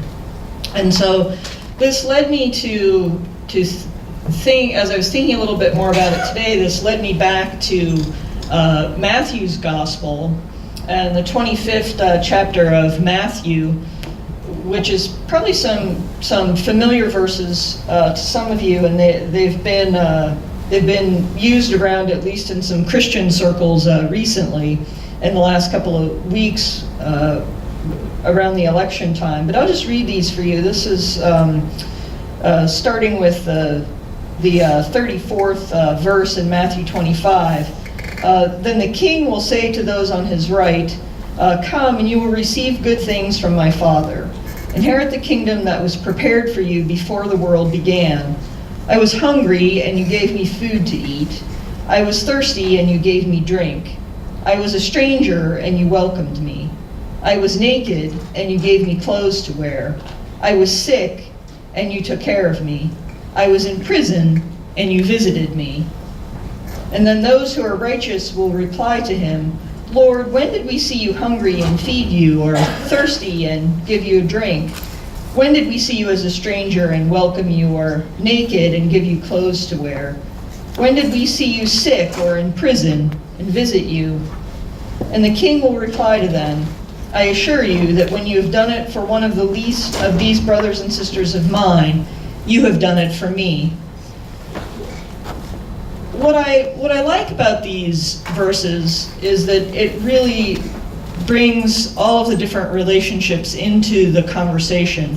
You've heard the other panelists today, I think, speak very eloquently about both the relationship between us as humans and the divine, and the relationship between us as humans each to each other. And I think what these verses do is that they really bring both of those relationships sort of together in closer contact. And for me, as I've been thinking about this issue of forgiveness and incarceration theologically, I think that that's a big piece within the Protestant tradition where we encounter this issue of forgiveness around incarceration.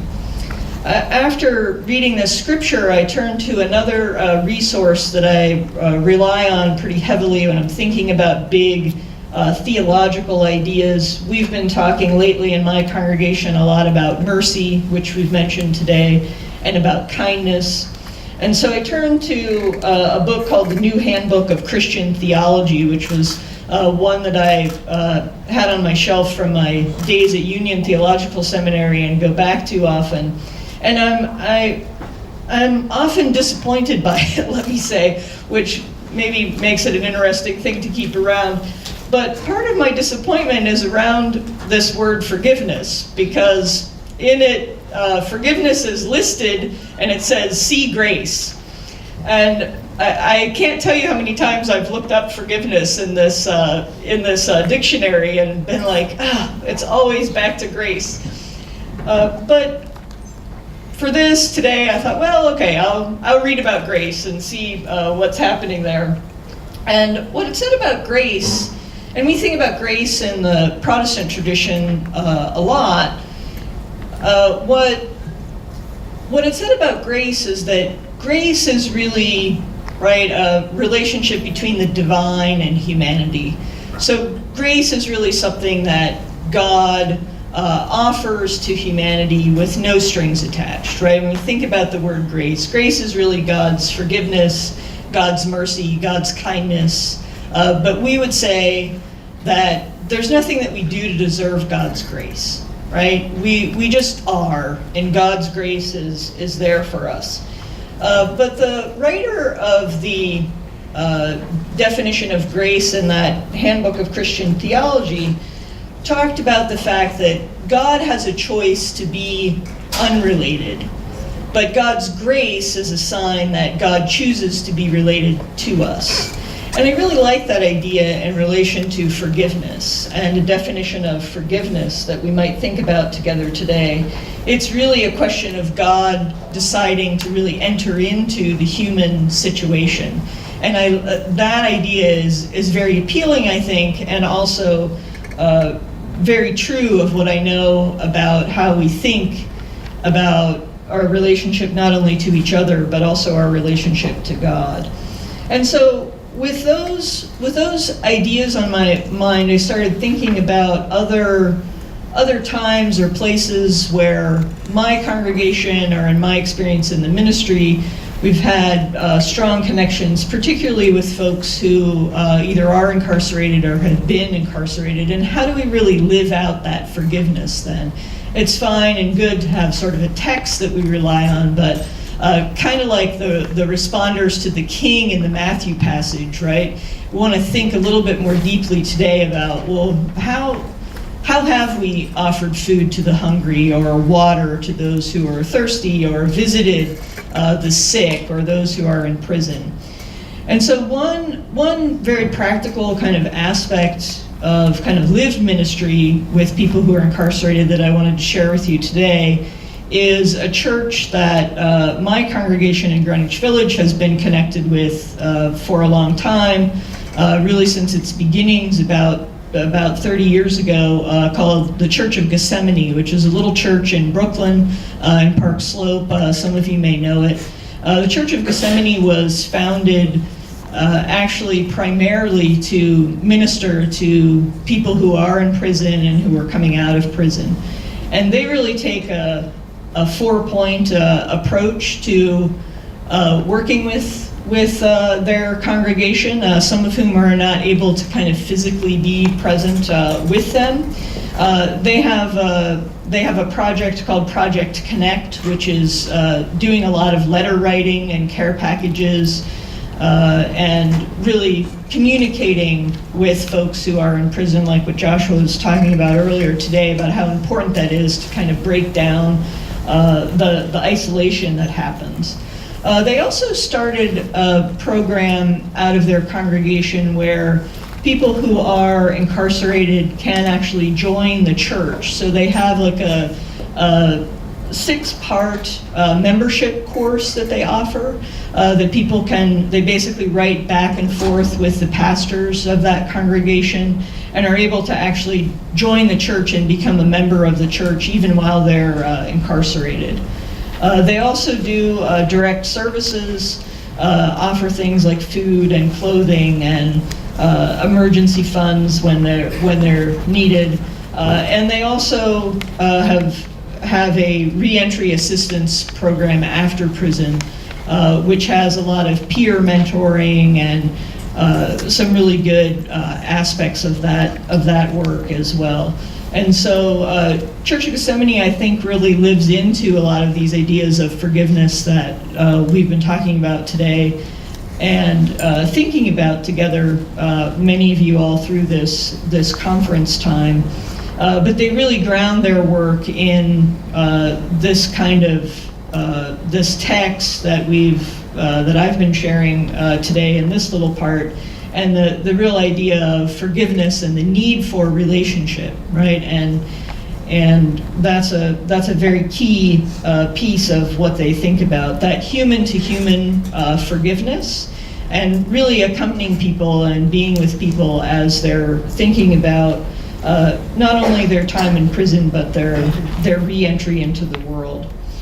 I do think, though, that one last piece that I'd like to just say a few words about today as we think about forgiveness and incarceration is that I think that there is a danger, if you will, theologically, when we talk about this issue, and that is that those of us who are not incarcerated, and Jenny started to touch on this a little bit in her words as well, that we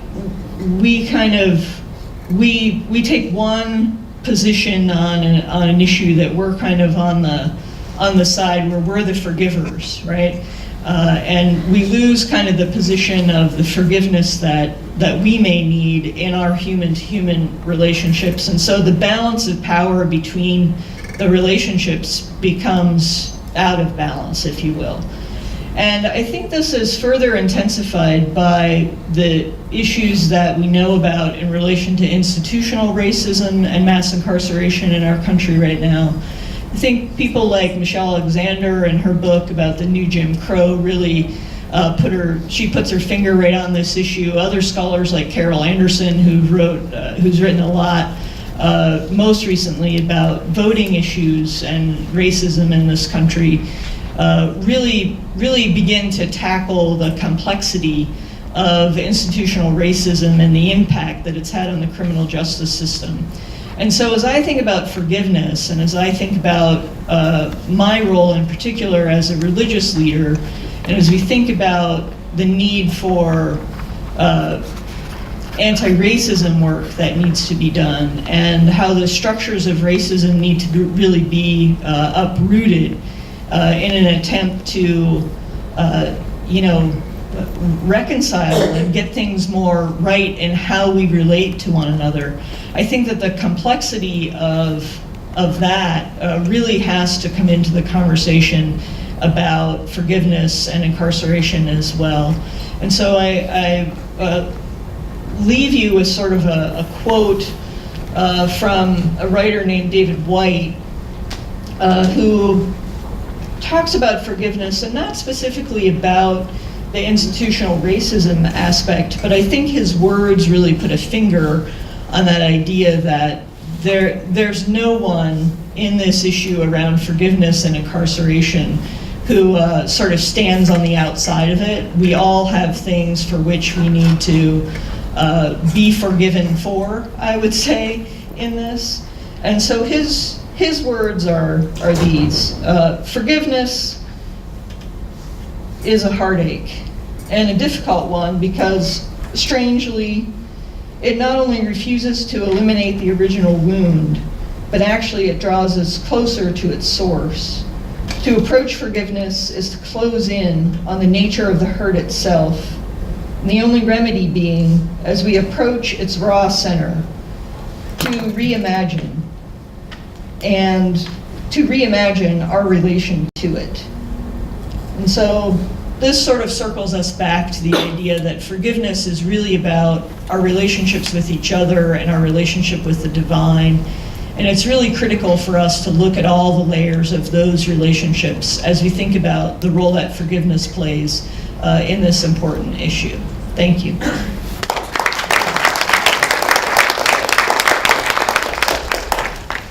Okay, thank you very much to each of our panelists. We now have time for some questions.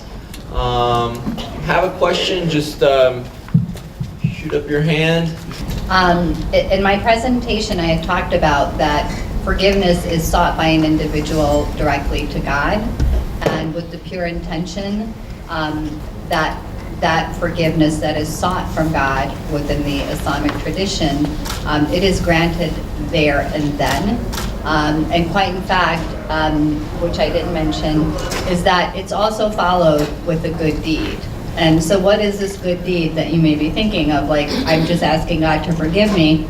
That good deed is the remembrance of God, and that He's there for you to seek refuge and to seek repentance and to seek that forgiveness. And therefore, a person who remembers God and knows that God is there for them and that He is the forever forgiver benefits you after you've sought that forgiveness.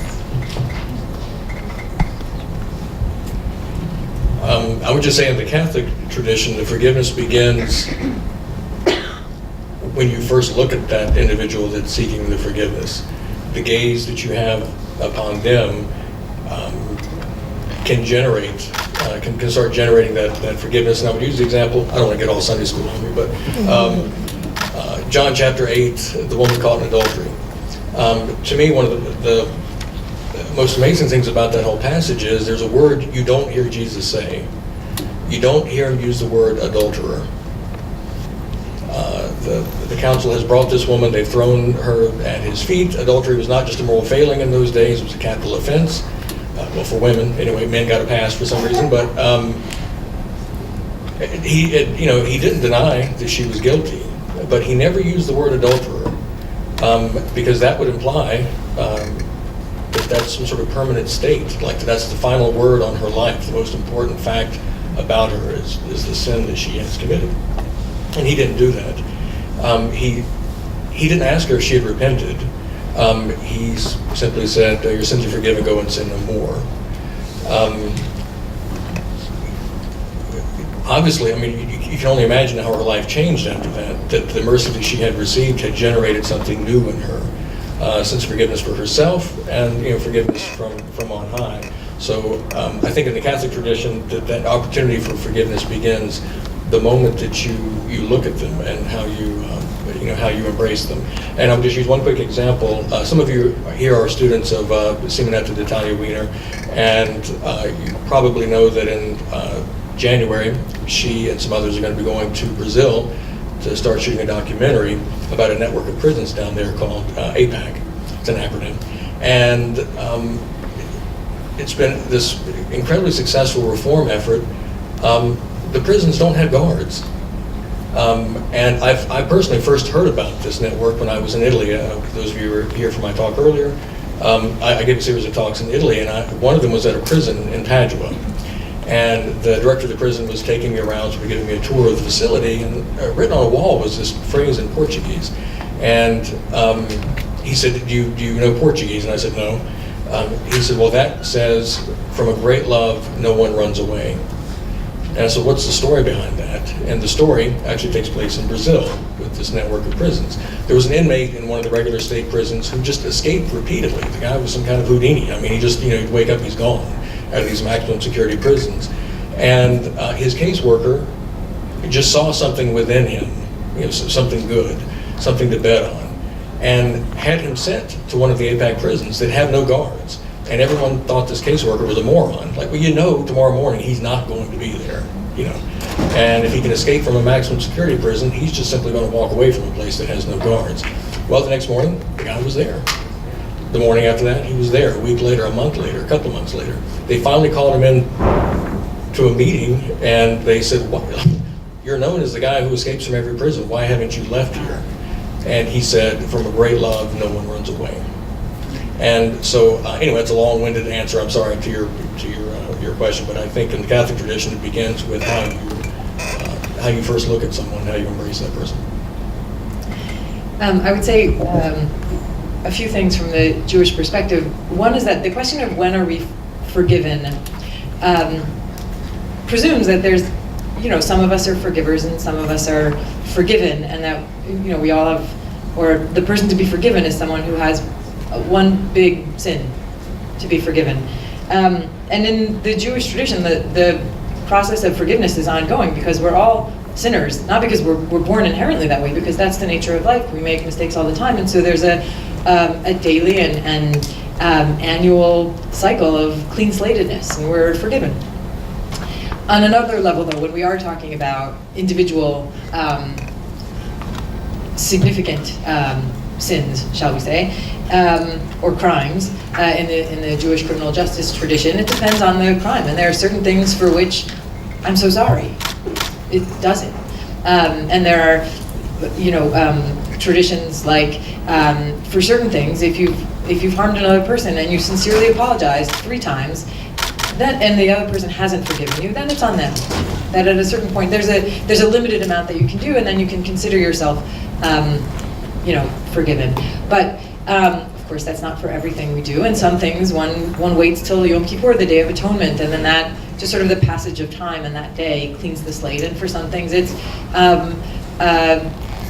taking the sentence handed down to one by the criminal justice system and going through that process.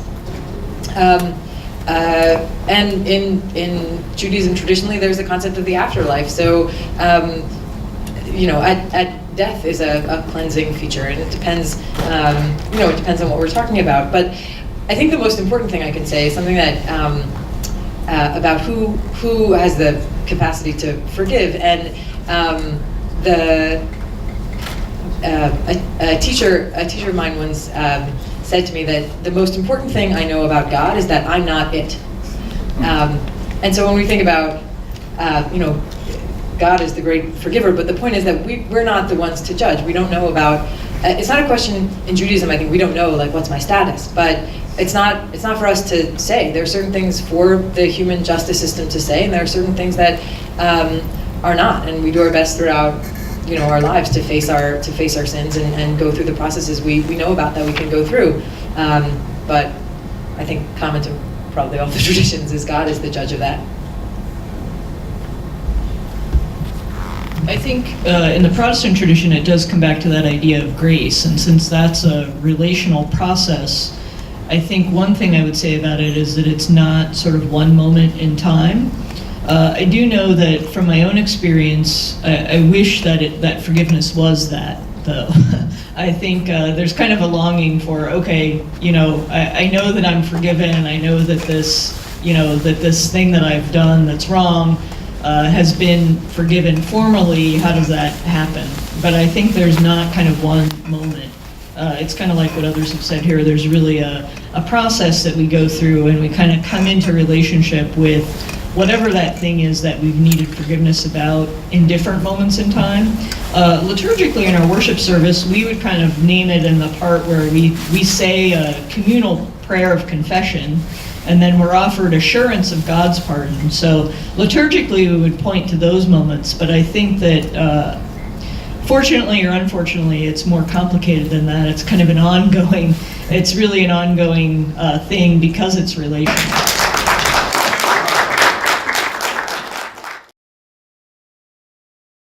Hi, good afternoon or good morning. We are very excited to have here today Theater for Social Change.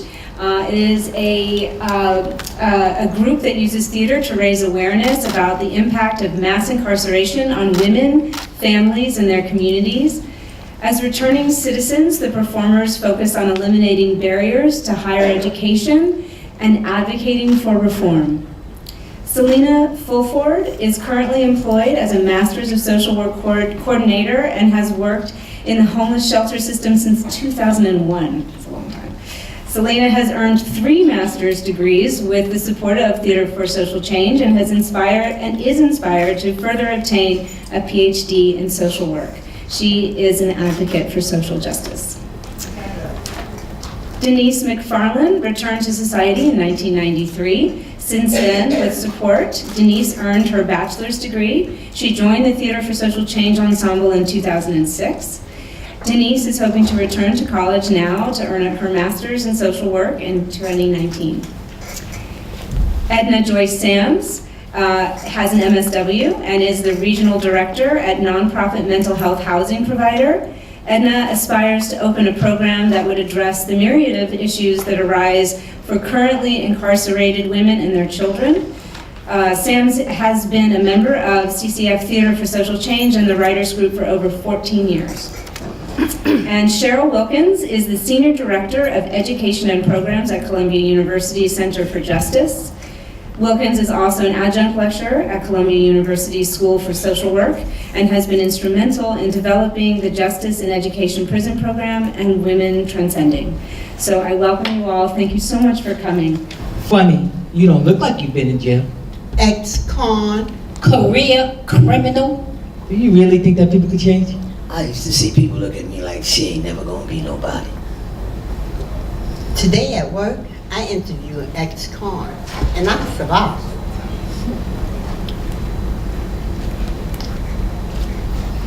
I have 3 names. Yo, S. S is my street name. The mean streets of Harlem name.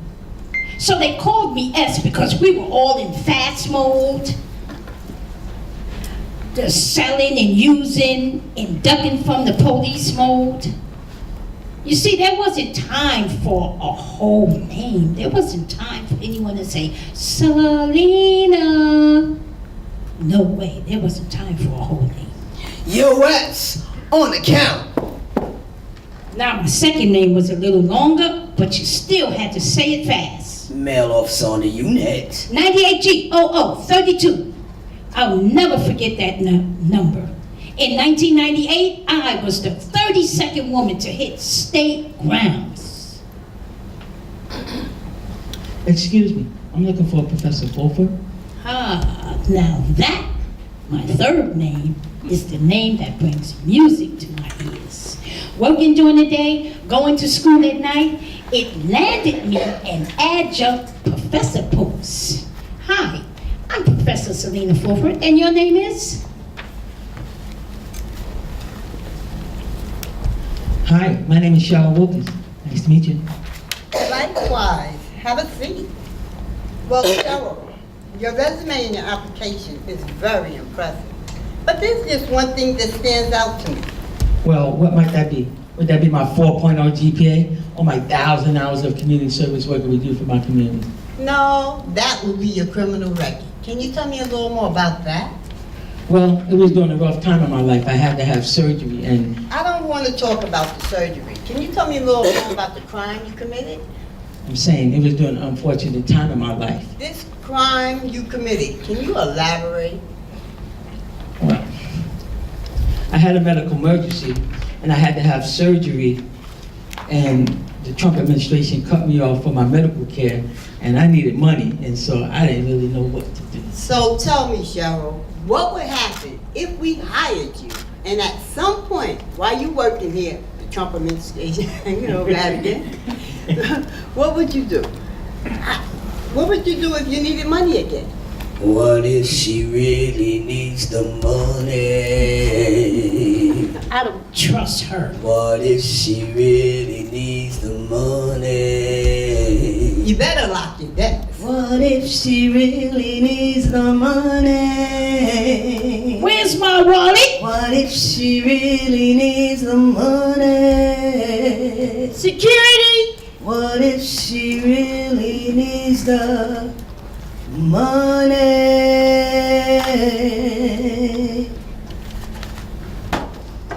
People who know me may think that my first experience in advocacy while incarcerated happened with my involvement in bringing college back to prison, of course through private funding because the Pell Grants were removed. But that wasn't it at all. It was advocate for an extra roll of toilet paper. What? You kidding, right? You see, the monthly distribution of toilet paper was not gender responsive. The women received the same amount of toilet paper as the men. What was that? How many was that? 4 lousy rolls. No way. Must have been a man who made those rules, because that's impossible. Absolutely. So when I was a child, I always thought there were too many restrictions placed on me. Always felt I was not allowed to be free to be me. As I grew older and became a teen, I not only thought there were too many restrictions, I thought there was an actual conspiracy against me that would not allow me to be free to be me. As a young adult, I was quite clear that that conspiracy to stagnate my ability to be me was nothing more than my mother, the woman who birthed me. I was sure that she didn't love me or care that I wanted to be free to be me. So I did everything I could to get away from the force that I felt stagnated my ability to be free to be me. Running away, I had the unfortunate opportunity to be free to be me before I was fully prepared. I did not realize her need to protect her child. I certainly didn't understand her desire to safeguard her team. And as a young adult, quite frankly, I didn't need her opinion nor her approval. Years passed and I grew older, and I was fortunate enough to survive the world, unprepared for its response to me being free to be me. Somehow, some way, I returned back to the mother, the conspiracy, the woman who gave me life and found she was waiting there with open arms, a loving force that only wanted the best for me, always. I was blessed to return to the same opportunity that I ran away from so many years ago. This time I felt as she watched me grow emotionally and spiritually. She continued to be protective, however, it no longer felt restrictive. She continued, at times I still believed there was a conspiracy, however, I knew the depths of it to be derived from a love like no other. It was at those times that I truly appreciated her. She now protects and watches over me from above. Before leaving this world, she found that I had earned the right to be free, to be me.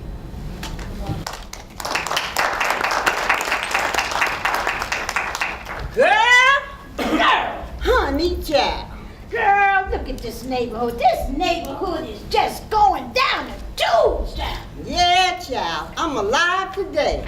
I'm glad to say that life is fair, but first admit that there's always choice. I made a lot of mistakes. Some that set me back and caused me to let a few people down.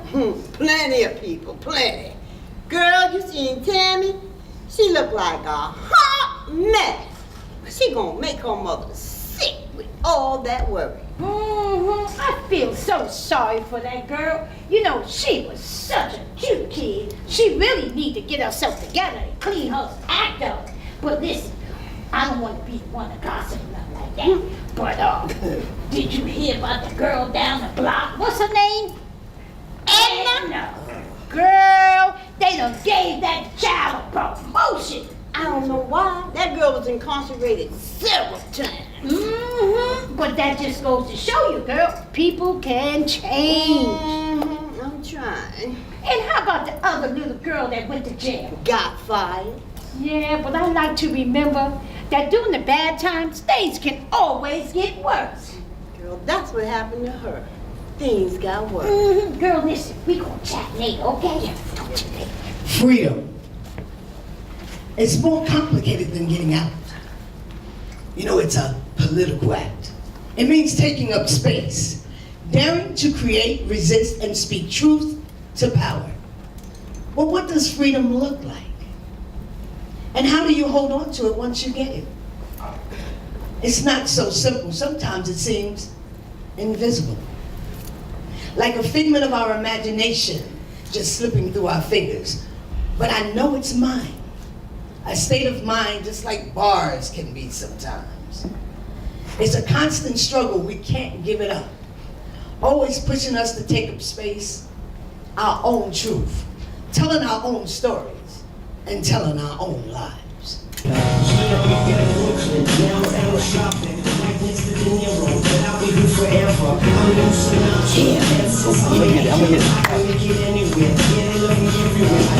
What's up, girlfriend? Yeah, check yourself out, cause don't worry about it.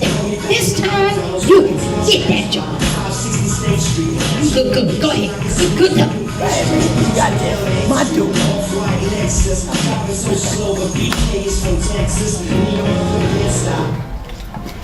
Good afternoon, my name is Cheryl Walker. It's nice to meet you.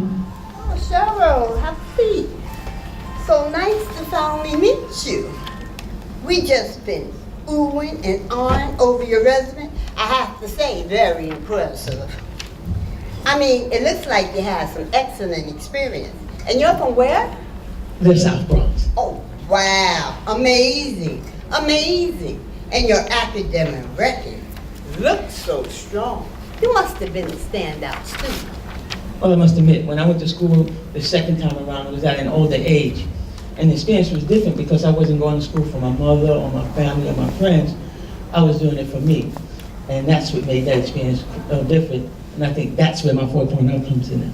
So impressive, Cheryl. You're so proud of yourself. Now let me see. What else was it on your resume that really stood out to me? Would that be my 1,000 hours of community service working with youth in my community? Oh, amazing. I love that you did that. That's just amazing. It seems like you had such a unique experience. Oh yeah, that's what it was. I'm noticing on your resume some time gaps. You have a few years here that's unaccountable. Ah, yeah, space between time, once again. Let me just say this, that yes, in my younger years, I made some bad decisions, but that was years ago. And since that time, I've done some things to change my life. Oh, okay. I don't want you to think that we don't believe in second chances. You know, I have a third cousin that got stopped from drinking and driving. His wife had to go down to the precinct and get him. No. I don't know whether it's okay to ask you to elaborate a bit on this thing that happened. Can I ask you something? Is my past directly related to this position? Oh, no. Everyone deserves a second chance. You don't mind me asking, do you? Not at all. Was it violent? Here's the thing. I don't know if I have to go into great detail into what happened. I just want to say that since that time, I've done some things to change my life, and that shows my resilience. Amazing. That's really amazing, Cheryl. I'm proud. You're probably a better person now, aren't you? Let me just say this, that, I'm sitting here in front of you right now with a college degree, ready to work. I earned my degree while I was incarcerated, and that started my advocacy efforts to bring college back to prisoners. Tell her. Oh, that's just wonderful, Cheryl. But that's not all. Since I came home, I connected with a group of wonderful support system and community and programs and people who I can rely on when I need support. That's amazing. Thank you. I used to see people look at me like, she ain't ever gonna be nobody.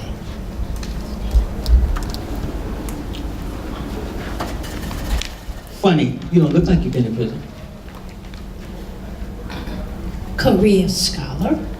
I interviewed a formerly incarcerated woman today. I told her my story. Edna Sams, licensed master of social work, regional director for a nonprofit housing provider. It's walking back in the classroom, again, for the first time in 33 years. Denise McFarland, Bachelor of Science, candidate for MSW. Cheryl Wilkins, Senior Director of Education and Programs at Columbia University. Selena Fulford, BA, MA, MS, MSW. Our beginnings have been established, but our end is nowhere in sight. Hello.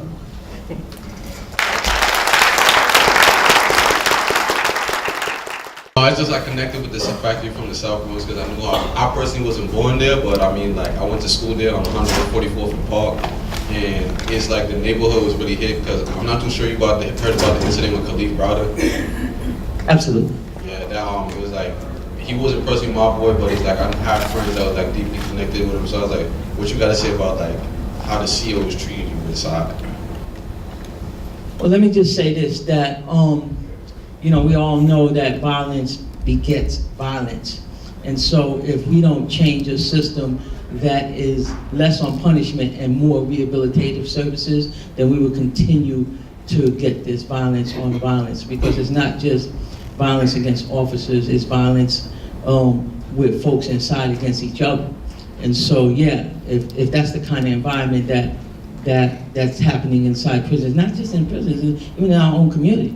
So we have to change on, how we view what should be got out of a prison sentence. Is the punishment going to happen before, during, and after prison, or is it going to happen?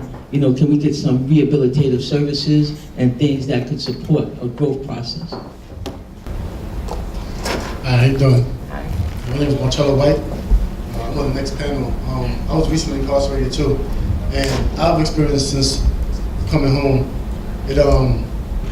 they don't extend their hand to you for anything. You really have to seek the information or resources.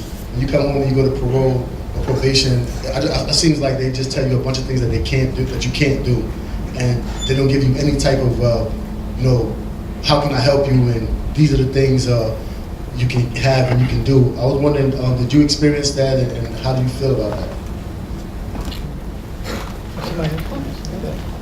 So for me, when I came home, I was able to utilize people who had come home prior to me, and they gave me information. So it was almost like word of mouth. But once you find out, it's up to you to do the work. I came home with a high school diploma. I'm a licensed master of social work now. And of course, that took some years. However, people told me about CCF. And College and Community Fellowship is a program for women who are seeking higher education who have been formerly incarcerated. So it gives you an opportunity to build a sisterhood or be a part of a sisterhood who are seeking the same things. Higher education, more stability in the community, and to be able to provide for your family, right? So I received that because I looked for it. So one of the things we talk about in our shows is how they took away the Pell and TAP grants. And what that does is it allows for recidivism to live. Because when people don't learn or don't find a different way to respond to situations, to their communities, to their life issues, they do the same things that got them the same responses, which is jails, right? Institutions or whatever. So if you know better, you do better. So it's important to seek it out yourself. Parole doesn't tell you, you get up, you go, and you seek it yourself. Ask us where you can go. We know a couple of programs, especially Missy. She's very involved in criminal justice advocacy, and she's got a lot of information. Yeah. And it seems to me that St. Francis, in having this type of a program and conference, has that kind of information as well. So it seems to me you're in the right spot. Yeah. I just want to add one thing. That's why we're here today, to talk about some of the programs that are actually doing rehabilitative services inside prison, because we can say all day and night that reentry should start from the inside, but if we're not actually doing that, then it doesn't start from the inside. But I want to say that MDC Brooklyn has a wonderful program that starts reentry from the inside. That's important. Yeah, good morning. Great performance. Thank you. So Kevin Smith, I'm a criminal justice leader here at St. Francis College. So the question is, what has the impact of your performances been, the feedback you get from the populations you serve? That's a great question. So we do a lot of performances inside of the prisons. We have performed for commissioners and officers, and so it gives us a chance to share with them the experience. And what we did a performance in Maine, and like the people were crying, and these were officers, because I guess they didn't realize, you know, the level of trauma that you go through being incarcerated. And so it gave us a chance to make them aware of, you know, what it's like, and so that they will go in with a whole different attitude. We also get the opportunity to speak to lots of people in society who are not familiar with criminal justice, and they're not familiar with people with our background. So we give them an opportunity to not only become familiar with us, but to acknowledge that maybe they have some kind of bigotry themselves, and that their feelings about people with criminal justice background may be a negative connotation. So to give them an opportunity to see that you don't have to have that, give people an opportunity to, people who've been in this kind of situation, an opportunity to get jobs, higher education, and you'll see that they'll be able to be as productive members of society as you can. I just want to close in saying that, you know, this is a a time where we can educate through the arts. And so, I mean, I'm in an educational institution myself, and I know the importance of studies and statistics and things like that. But those numbers will leave you, but our stories won't when you leave here. So we have a question over here, and then over there. I just want to add a comment to the question that was asked by the gentleman in the back. When we're talking about help, I'm invited to speak at Parole a lot, particularly in Brooklyn, and they're flooding the zone with a lot of services. I can speak for this borough, at Parole or what have you. But what's interesting that I found is that my agency sends me to talk to community boards and the Health and Human Services and about what my agency offers and what have you. And I'm finding at the community, at those community boards, key ones where we have a flood of returning citizens coming back, they ask us specifically, what are you doing for the returning citizens? And then we unpack that, and they're like, oh, okay, excellent. And then they start to lead with that person what they want to get out and drive down to those. So the community boards, I don't know if you know, but throughout the city we have the community boards, and they have different committees within them, which is usually the Health and Human Services Committee that they usually ask us to speak in front of. And they're in those vulnerable areas are asking specifically what are doing for them, whether it's education or with child support, visitation, any kind of thing. They're asking us what we're doing. And disabled guys come back from disability and what have you. So so just letting you know that you want to look at your community boards a little closer. Because most people don't understand the power of the community board, and I just can't bear anybody to come to. I'm ashamed to say that I raised my youngest child all the way to adulthood and never went to community board until my job sent me, and my mind was blown from the first visit. Right. You got that. Every elected official and every appointed official passes through the community board. That's right. Pass through that one time, please, folks. Especially returning citizens, they're there for you, and they know you're coming home, and they want to flood you. They know that you've been missing from that community. They know that those children and everything, your families and mothers and sisters, and they want to support that. That's how they support the community. So don't sleep on your community boards.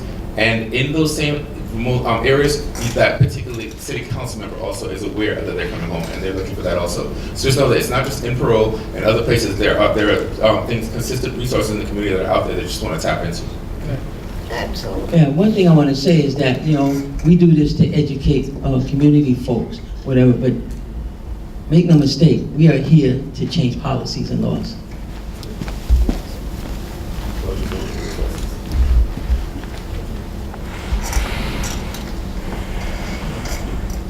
Hi, good morning.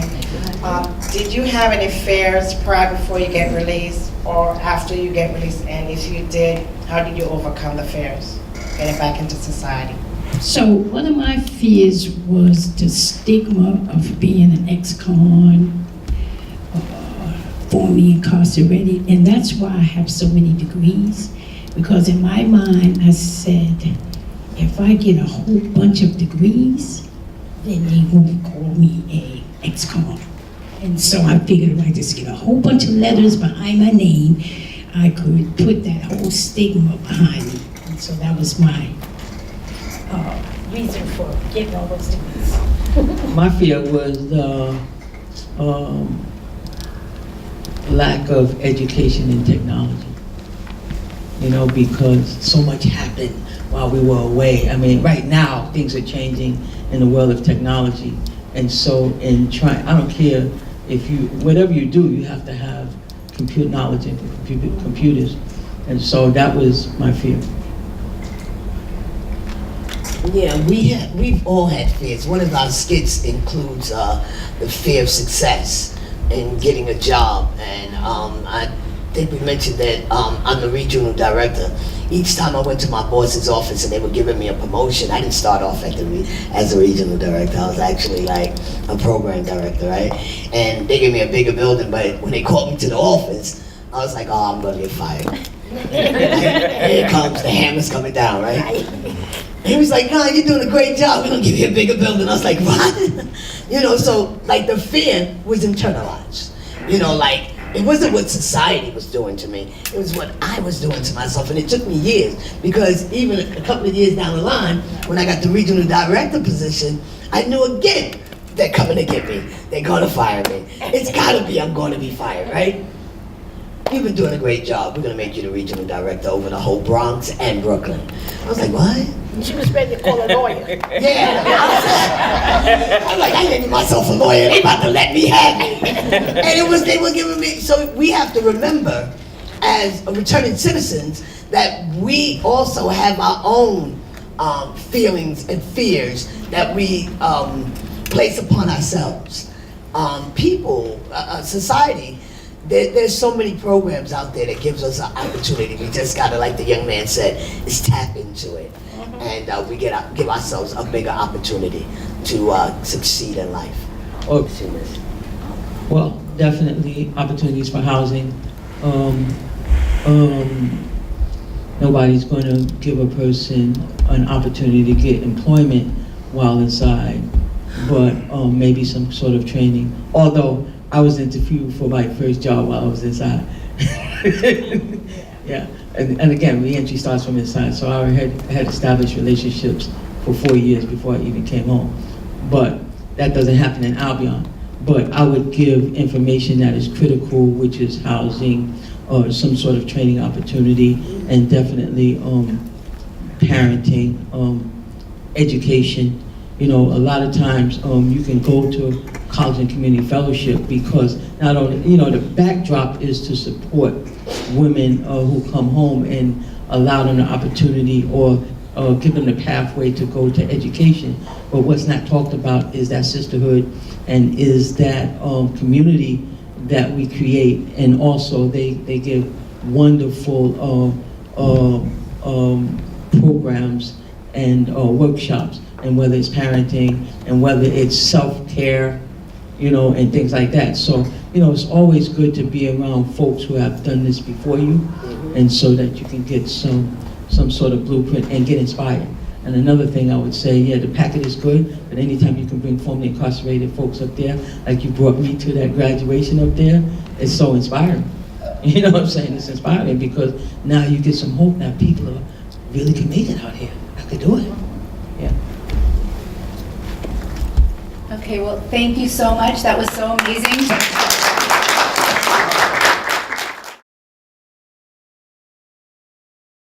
As he had said, my name is Louis, and I've been blessed to be involved in this program going on 2 years now. I'm set to graduate in May with a sociology degree.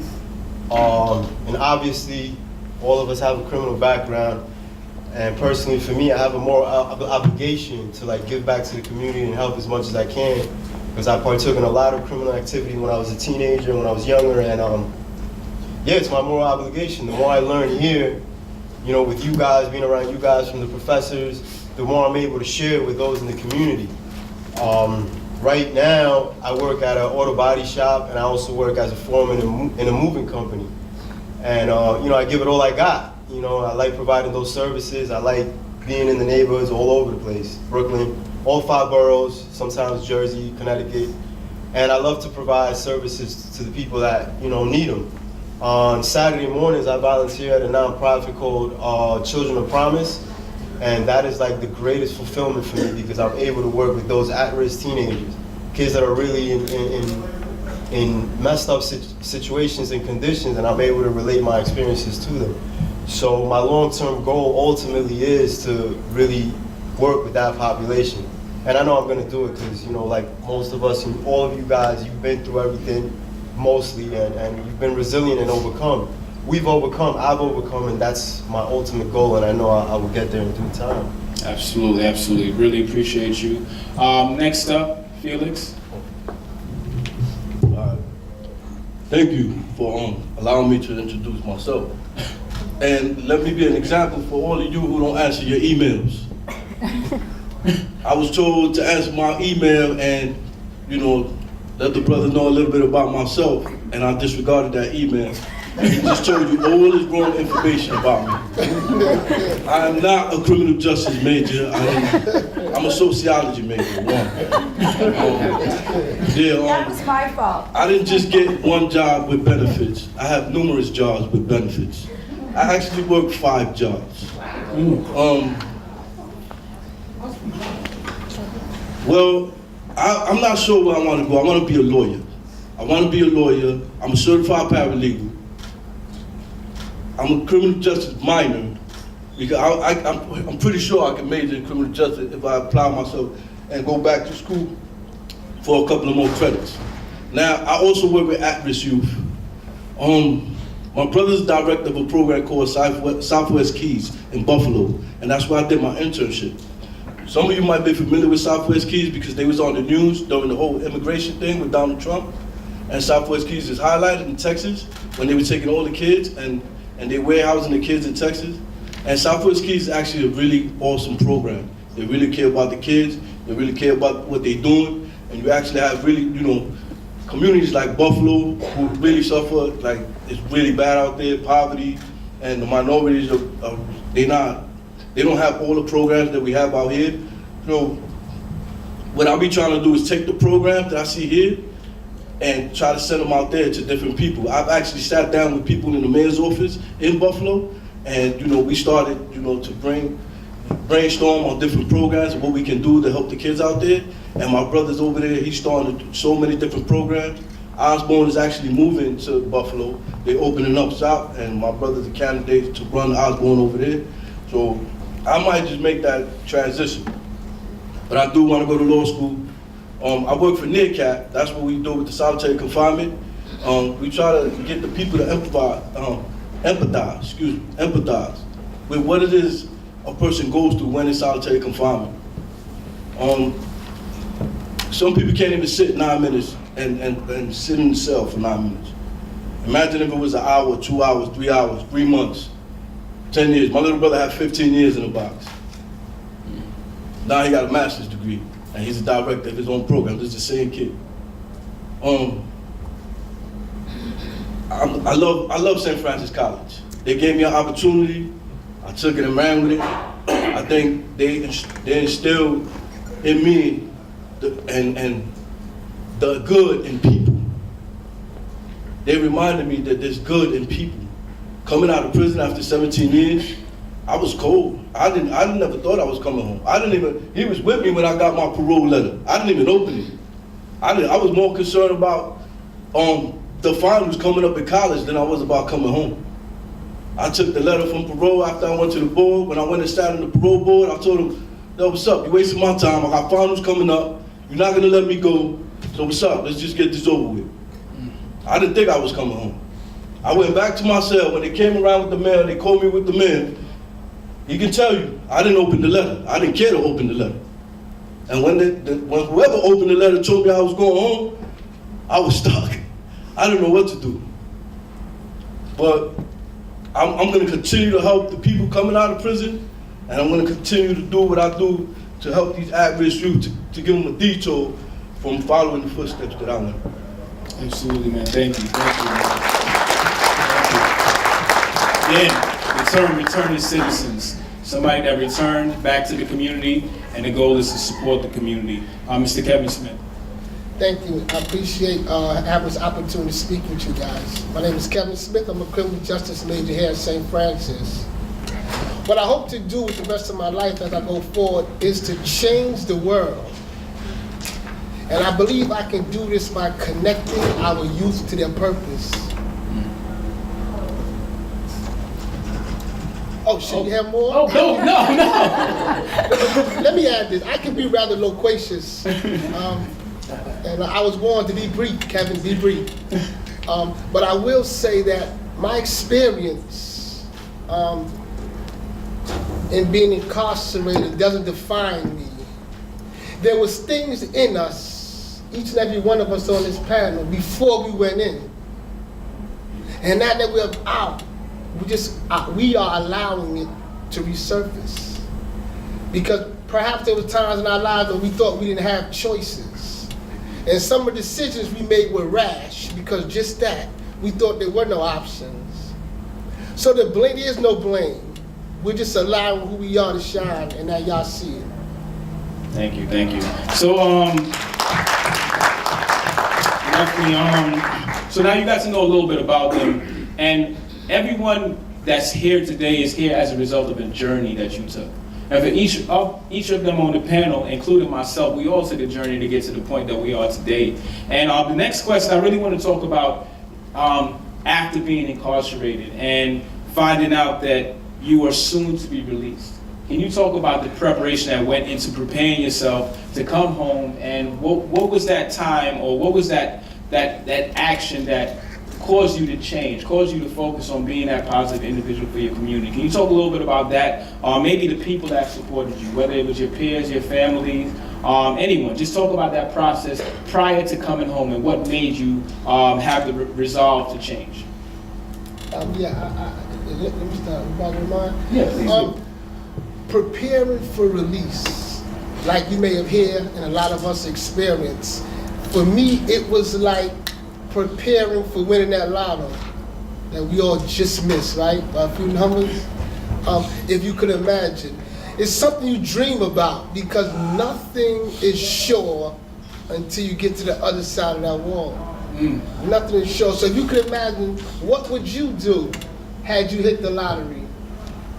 So we begin to put these things in our minds. And me, I'm a dreamer. I always dreamt. So I would think about fictionalize all kind of things I might do, things I might say, what I might eat, all these little tricks that's really insignificant. Because again, I knew before I went in, I was more than that situation and greater than that circumstance. So for me, I never really went in. See, I can't be defined, and we shouldn't be defined by action. You know, our behaviors was considered a crime. And for that actions, we face consequences. So again, a lot of us, we never allowed ourselves to be locked in. So for me, it was, trying to prepare was like, as I likened to the lottery. It's kind of hard to describe. And none of it kind of mirrors what you have to experience once you come out. You know, so quickly, and I'll be very quickly to give you guys a explanation of what I mean when I say that. I went to a fast food restaurant upon my release soon after. So I was in McDonald's and I told them I wanted a 1555. So they looking at me. So I wanted 1555.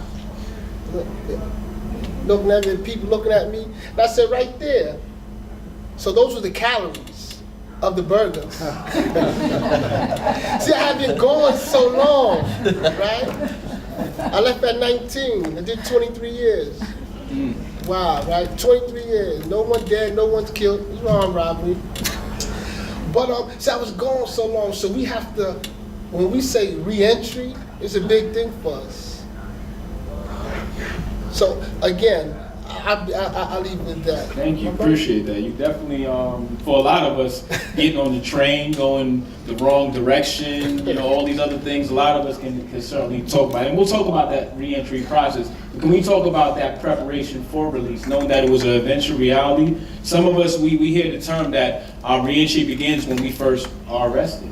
But for many of us, we didn't get to that point where we thought about it in that way. Some of us had such long sentences that we didn't come to the point where we thought about being released. So what was your thought, Louis or Steuben, what was your thought in terms of preparing yourself? And let's talk about some of the support that you received, whether it was from the faculty, the staff, whoever was in prisons. Can we talk about that process? All right, you know, been in a hotel, and there's no, I'm security at night in a hotel.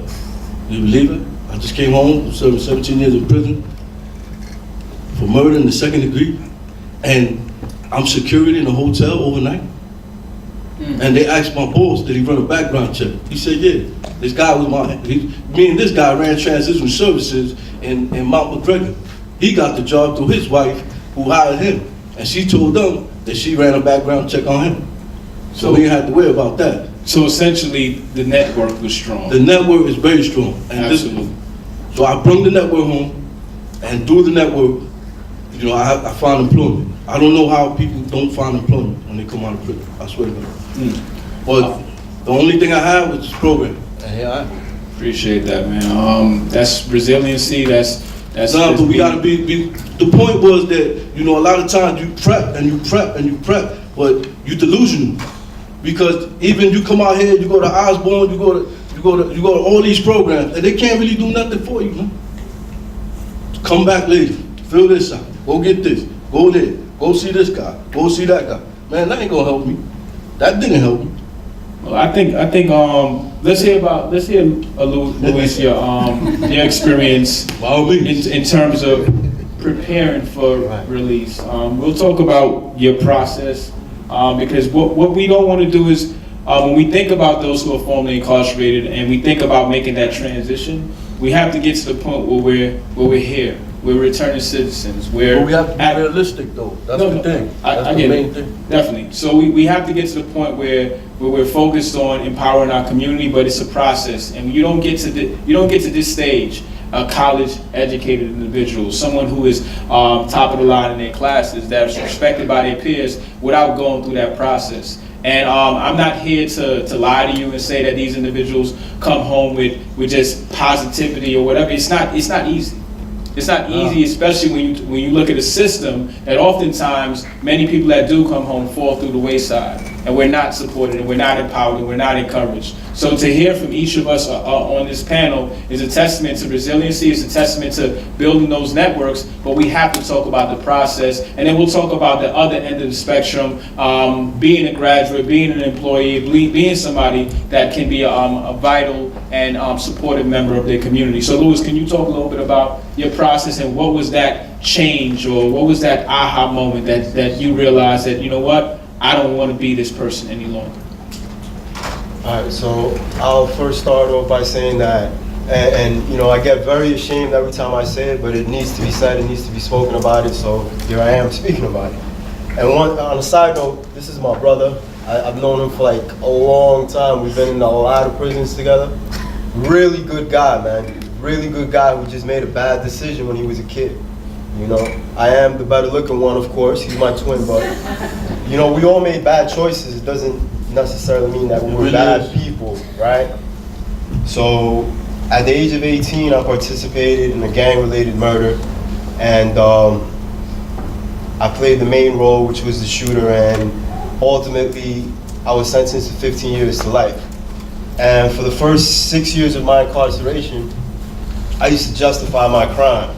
I used to say things which I'm very ashamed, and I used to say this to my mom, and it like messes me up to this day. I used to say things like society should be thanking me right now because I took someone's life who stabbed a 15-year-old boy. An older man stabbed a 15-year-old boy, and that's where the gang-related mentality and the culture that I was engulfed in pretty much took over, and I committed this horrible crime.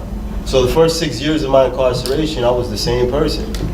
You know, solitary confinement, I did 2 years in solitary confinement straight. Him as well, he was in and out of solitary confinement. And I think that, you know, when I did 2 years straight in solitary confinement, that's where, through introspection, I ended up realizing what a horrible thing I had done, how many people I've hurt. You know, the victim's family, but most of all, the victim, whom I never allowed him to, you know, maybe change the trajectory of his life the way I changed my trajectory in my life. So yeah, I was sentenced to 15 years to life, and after 6 years of being incarcerated in 2004, and I left solitary confinement, I was like a kid at Christmas morning. I was like a kid in Christmas morning. I was going back to the prison population, and I felt like I was free. Because, you know, it was just the greatest thing that could have happened to me, honestly. I found myself, I began helping people. I was married at the time as well, and my wife pushed me into helping others. I was bilingual. I was always somewhat a little bit smarter than the average bear, so I utilized those things and started helping the guys that were struggling to get their high school equivalency diploma, guys who were at, you know, in programs such as Adult Basic Education, ESL, and the greatest program on the planet is when you get to sit in front of kids and tell them your story and helping them out. You know, I'm there. You know, I was there once where you're at, and relating those stories and watching them cry and understand your struggles and your story, and them realizing that they don't want to go through that. That is the ultimate gratification. So I began to facilitate a program called the Youth Assistance Program, where the kids were coming from the street who had similar backgrounds such as mine, gang banging, selling drugs, getting into problems at school. And I started to help them out, talk to them. And what I didn't realize at that moment was that I was preparing myself for the parole board. Because kids ask the darndest things. Like, if any of you guys or you know, if you have any questions, you're not gonna startle me at all, because believe me, I've been asked everything under the sun by these kids. And kids are brutally honest, and in turn, I'm brutally honest with the kids. Because that's the only way you can reach a child. You gotta be honest, because the second you tell a lie to a child, he's never gonna trust you again. So all those years that I spent working with kids and them asking me questions, what I was really doing, unbeknownst to me, was preparing for the parole board. So after 15 years of being incarcerated, in 2013, I went to my first parole board. Being that I had numerous blemishes in my first couple of years of being incarcerated, as a lifer, you know that that first parole board is definitely going to be a denial. You know, there are exceptions, and they're few and far in between, believe me. But I knew I was going to get denied.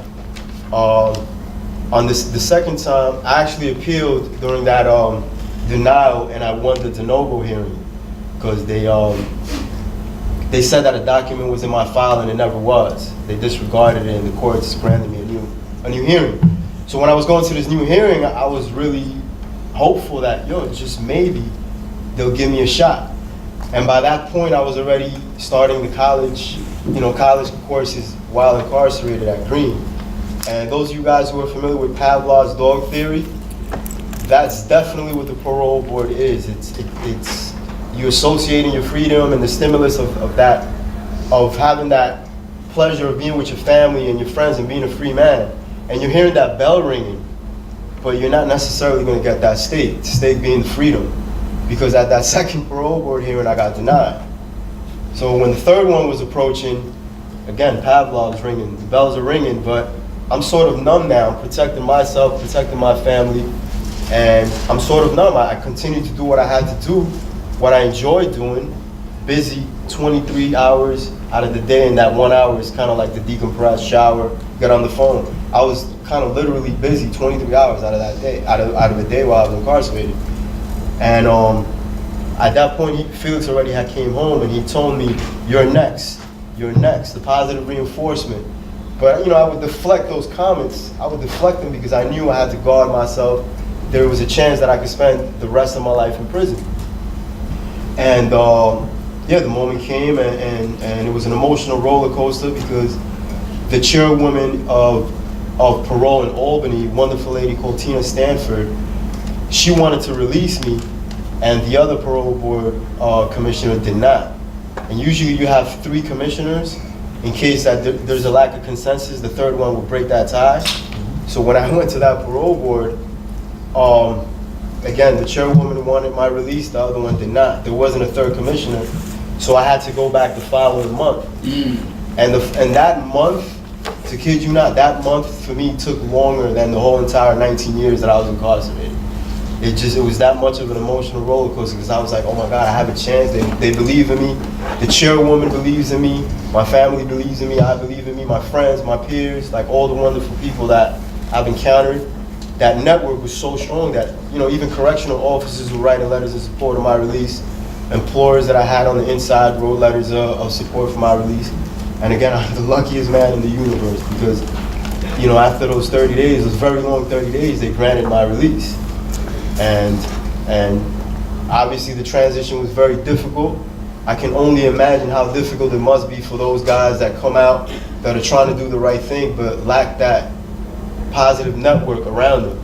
I have a very strong positive network, so a lot of the credit doesn't go to me at all. Like, the credit goes to my circle. People like Dr. Horowitz.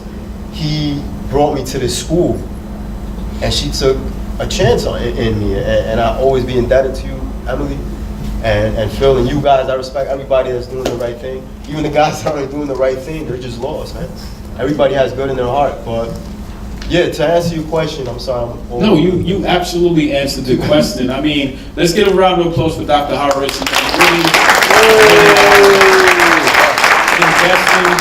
Investing in the education and the support of those who are formerly incarcerated in many respects, in many instances.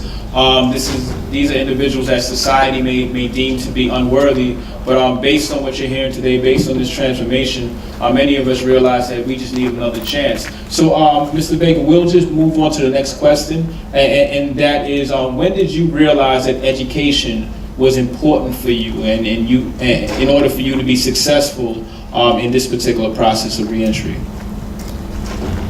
So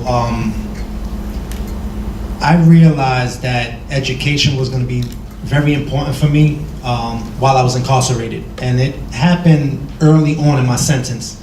And it's ironic how I'm sitting here and I've been, like, I'm in the class with Luis and I'm learning more about him today, about his journey, you know, as far, I mean, we knew we were incarcerated and stuff, but I'm learning more about it and I'm seeing just how much similarities we have, the same type of crimes, the same type of time, the same type of influences, you know, because I was gang affiliated. And so I came from a great family. I just made some poor decisions because I was straddling the fence. And so when I was in front of my family, I was portraying myself to be a certain way, but when I was around my peers in the street, I pretended to be somebody else. So I knew when I committed my crime that what I was doing was wrong when I was doing it. The difference about how I saw things then and how I think things today, and I'm gonna show you how I tie it into this education piece, is that back then I didn't respect the consequences of the choices that I was making. You know, when you're thinking like a criminal, all you're thinking about is getting away with what it is that you're looking to do. Because just to think about the possibility of being caught might be enough to deter you. And so when your mind is set at trying to get something done, accomplish something, if your goal is like, I need this money for whatever it is, that's what your focus is on. So I come from a very small family. Nobody has any criminal justice involvement. And I know that when I committed my crime, that was a big shame to my family. And I knew that I had to do something to try to make amends for what it was that I had done, but not just to my family, but to the community.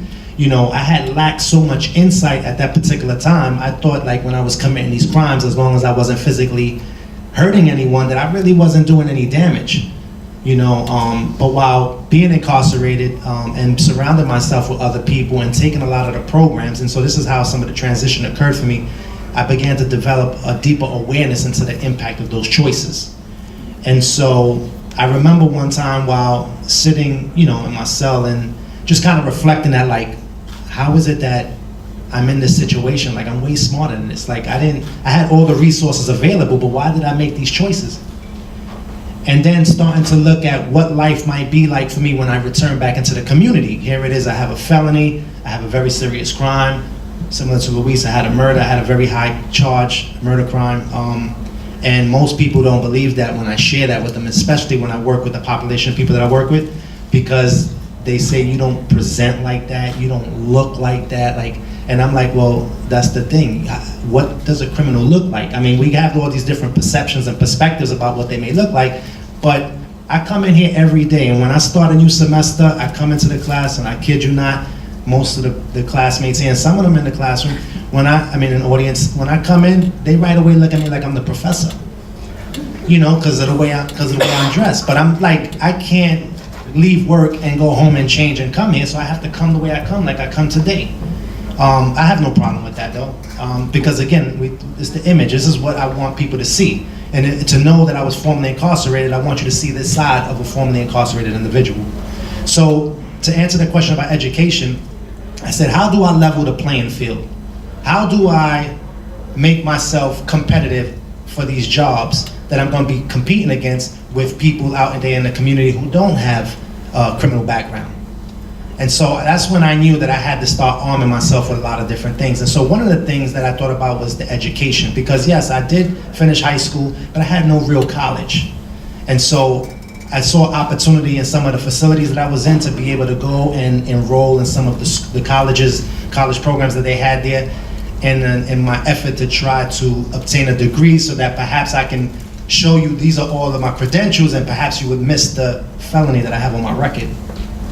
And, you know, like Lewis and everyone else was here saying, coming to St. Francis was a blessing, and it was, you know, Keston and I know him, you know, I had, you know, he'll tell you, I took some college programs inside and I've accumulated several credits, but I had never had a degree. And in preparation for the parole board, that was one of my goals, to make sure that the parole board would see me coming to them with a college degree, because that's not something that a lot of people do while inside. But I thought that while being inside, it was the perfect opportunity to do this, because there you have no distractions, right? I don't have to worry about employment full-time, where I'm gonna get my source of income, you know, all these distractions, the women, my friends, all these different distractions. But while you're inside, you have a lot of time on your hands. So I felt like, you know what, if I go back out to the community, likelihood is that I won't do it. So let me do it while I was inside. And so I took all my college credits from the different places and I had put them together and I had applied for this school. And I went and I had obtained, what I thought obtained was a bachelor's degree in social science. And so when I came here with the mindset, not knowing how far the education goes here in St. Francis, was to come here to get a master's degree.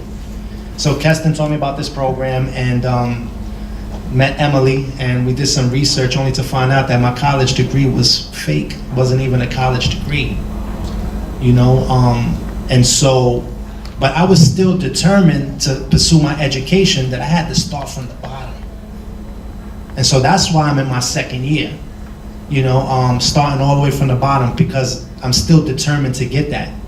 And so I'm looking at it as like, this particular credential is what's going to help me to grow in my job now professionally, because I'm like one step away from being a VP. But I know I can't get there. I may have the experience, but they're going to look at me like, you don't have the credentials. And so that's why I'm in here full time the way I am. And I'm grateful for Keston for introducing me to Emily, and Emily bringing me on board, and everybody that's been a part of the process. And I'm just passionate about the work that I do. So yeah, I think I may have taken. Thank you. So we spoke about the program, and this is a testament to the program and a testament to the importance of educating those who are formerly incarcerated. The community, society, everyone benefits tremendously once individuals come home with some semblance of education. So for the next question, Kevin, can we talk about being in this program? And how has this program, how has the faculty, how have we been empowered? How has your peers supported you? Can you talk about the support that you're receiving from this program overall? Yeah, thank you. I was fortunately to have met Keston during our journey, and it was Keston that introduced me to this program. And I'm thankful for that. And introduced me to Professor Horowitz, and I met please put the check in the mail. Yes, and Professor Platt, all these great, and our sociology professor, I won't call you out. So the support system here is tremendous, and it is in fact pivotal, ironically, to have that support network, because a lot of us who have been, like myself, removed from the structure of organized education, right? Because you can teach education, but you can't teach intelligence. I've always was forced to be intelligent, not always made intelligent decisions, but I was forced to be intelligent. So being introduced to the structure of institutionalized learning, again, needs the support and the push, and sometimes the pull of the great staff, and it's not only with the professors, just the great staff that St. Francis offer us. And I knew from the onset that, to touch back on the last question, I want to say something, that education was key. In the society we live in, education is in fact the building block. Education is in fact the platform which all other things can be possible. Thank you. Felix, can you talk about, as the only one on the panel that isn't a graduate of St. Francis, can you talk about the feelings? Because, like, I'm a director of a program where I often work with fathers that are involved in the criminal justice system as well as the family court system. And during this particular process, over the course of 12 weeks, we provide them with a certification. And in many instances, this is the first time that they've received any kind of recommendation for any kind of work that they've done. And what I tell them upon graduation is, don't let this be your last certification. Don't let this be your last degree. It's important for you to recognize this and move on, because when you do receive these accolades and these various things, you feel empowered. So can you talk about how you felt after going through the studies and the years of this particular journey? How did you feel to finally walk down that aisle and as a college graduate? I felt accomplished. I gave a lot of time, a lot of energy. I put in a lot of work. And for years, I understood the importance of education. I always believed that the more you know, the further you're able to go in life. The more you know, and the more opportunities you'll open up for yourself because of what you know. So I've always understood the importance while in prison of vocation, of education. And I pursued that. I pursued that, and I finally reached that.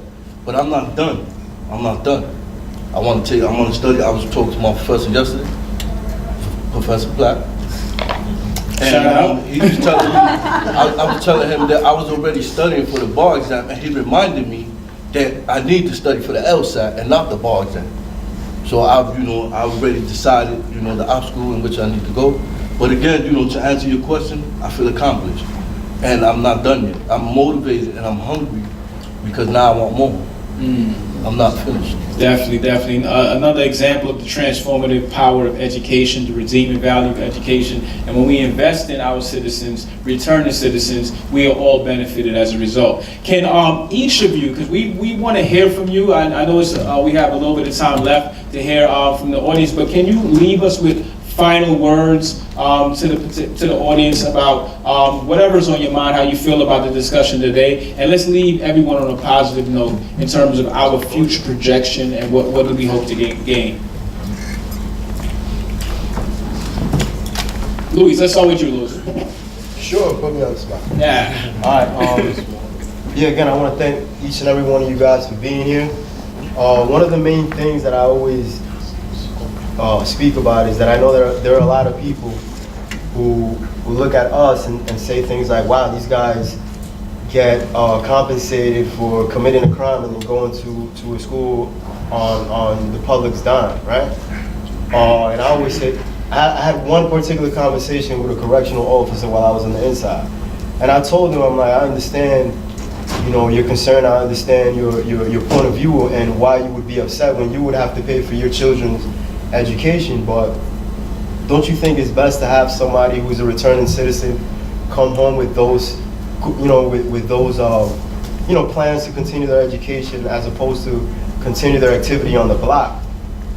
Try to better themselves, because a lot of these guys, case in point, as you see all in this panel, are working with the youth. They're working with those marginalized populations that are going to be in the community everywhere around your children. And he sort of like realized what I was trying to say, and he was like, I guess when you put it like that. So I guess that's like my main thing. A lot of people have that issue, but it's just an investment, as you said. It's an investment into the community. Yeah, we committed horrible crimes and we're a disease to the community, but now we're trying to be that cure to the community. So, and another thing that I always say is this proverb, like, it's nice to be important, but it's more important to be nice. I always end that with the kids when I work with the kids. Absolutely, thank you. Mr. Vega. I can probably do a whole presentation on that question alone. But I guess I'm just gonna go with the first thing that comes to mind. So I think in the reentry process, I think that when you look at the reason why criminals go out there and commit crimes, is always for a certain need, right? Whatever that particular need may be. For those of us who are thinking along the lines of a citizen, those behaviors are unacceptable. But when I look at people that are coming back into the community, so we spoke about education, the importance of education, and I think that with education, it helps develop an insight and a level of awareness to them when they come back into the community. But I think what we also need is more employment opportunities, because when they don't, a lot of the barriers with reentry deals with housing and employment for the most part. Those are like the pillars of that transition. But a lot of people come out and they may have the housing aspect more than they would have the employment. And so when you don't invest in this population, right, that's coming back into your communities, that may be your neighbors and stuff like that, and help them to find employment, and it puts their back up against the wall to the point where they have to do whatever it is that they think that they know best in order to sustain themselves out in the community. And so what they do, they go out there and they start to victimize the people, right? So if we can start opening more avenues, more opportunities for people to get employment, and I understand, I talk to the population of people I work with all the time. I talk to them about the importance of being able to engage employers in ways that make them feel comfortable with wanting to hire you, because again, that stigma, that concern will always resonate, when they dealing with a person who was formerly incarcerated. But I think if we can start opening up some outlets for employment. I mean, look, we about to have Amazon in a minute in Long Island City. I don't know how friendly they're going to be to people that are coming back out to the community after being incarcerated, but that would be probably a great place, what I'm saying, that can probably start, where they can really provide employment for large amounts of people. I think we need some more opportunities like that, in order to get our returning citizens an opportunity to be able to provide for themselves. So I think that is something. I think initially one of the questions was something like the reentry, what would I suggest to help in the reentry process? I think that's one of the many things, and again, I don't want to take up time, I want some other people to speak, but that would be something that I would like to see happen. Definitely. Felix, last words. That was a good example. Amazon doesn't hire fellas. I already tried to work. I just want to know. I think it's important that society understands that there's a lot of things that go on in prison. There's a lot of abuse that goes on in prison. And I think it's important that, our leaders in society start to recognize these issues and address the abuse that goes on in prison. Because you don't want individuals being abused coming out of prison callous, cold, full of hatred. That's the opposite of what we're trying to, that's the opposite of reentry. These people are just going to wind up going back. If we're not going to provide them the education, then, we need to understand the care concept and take care of them in there. Not just warehouse them. We're not going to educate them. We need to make sure that they're not being abused. We need to make sure that we understand what's going on in these prisons, that we see it, because those of you who work in corrections or in any prisons, MDC or otherwise, I'm pretty sure you've seen abuse. And you understand that abuse is a reality. And there's a lot of, especially once you start going upstate, and the further up you go, the more there's abuse, and it's all over the news. I'm pretty sure you see the news. I don't know how familiar you are with the abuses in them upstate communities and prisons like Attica, Clinton, and Comstock, which is one of the worst 3.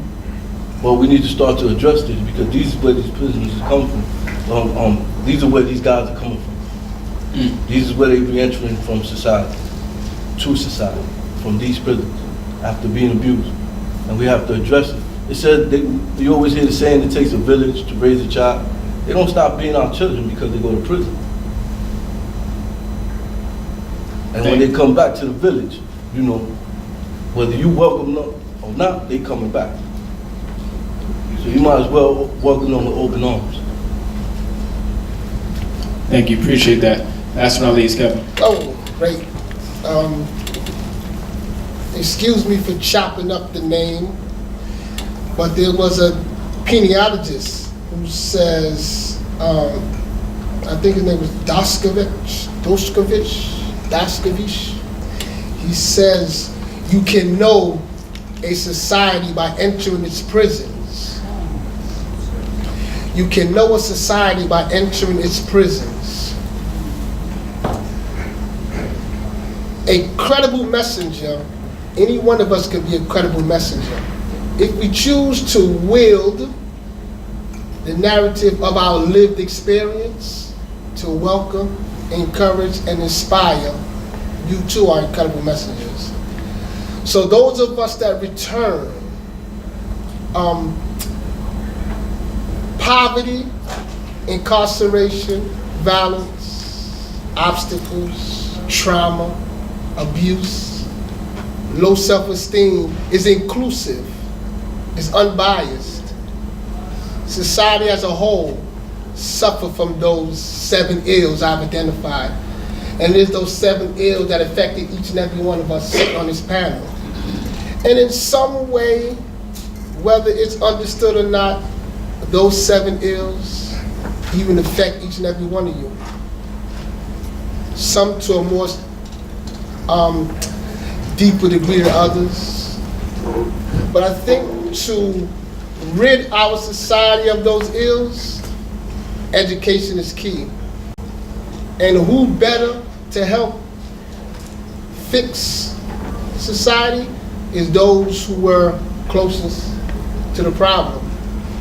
So it's important that education is promoted and established and offered and given as an opportunity to those who were once liabilities.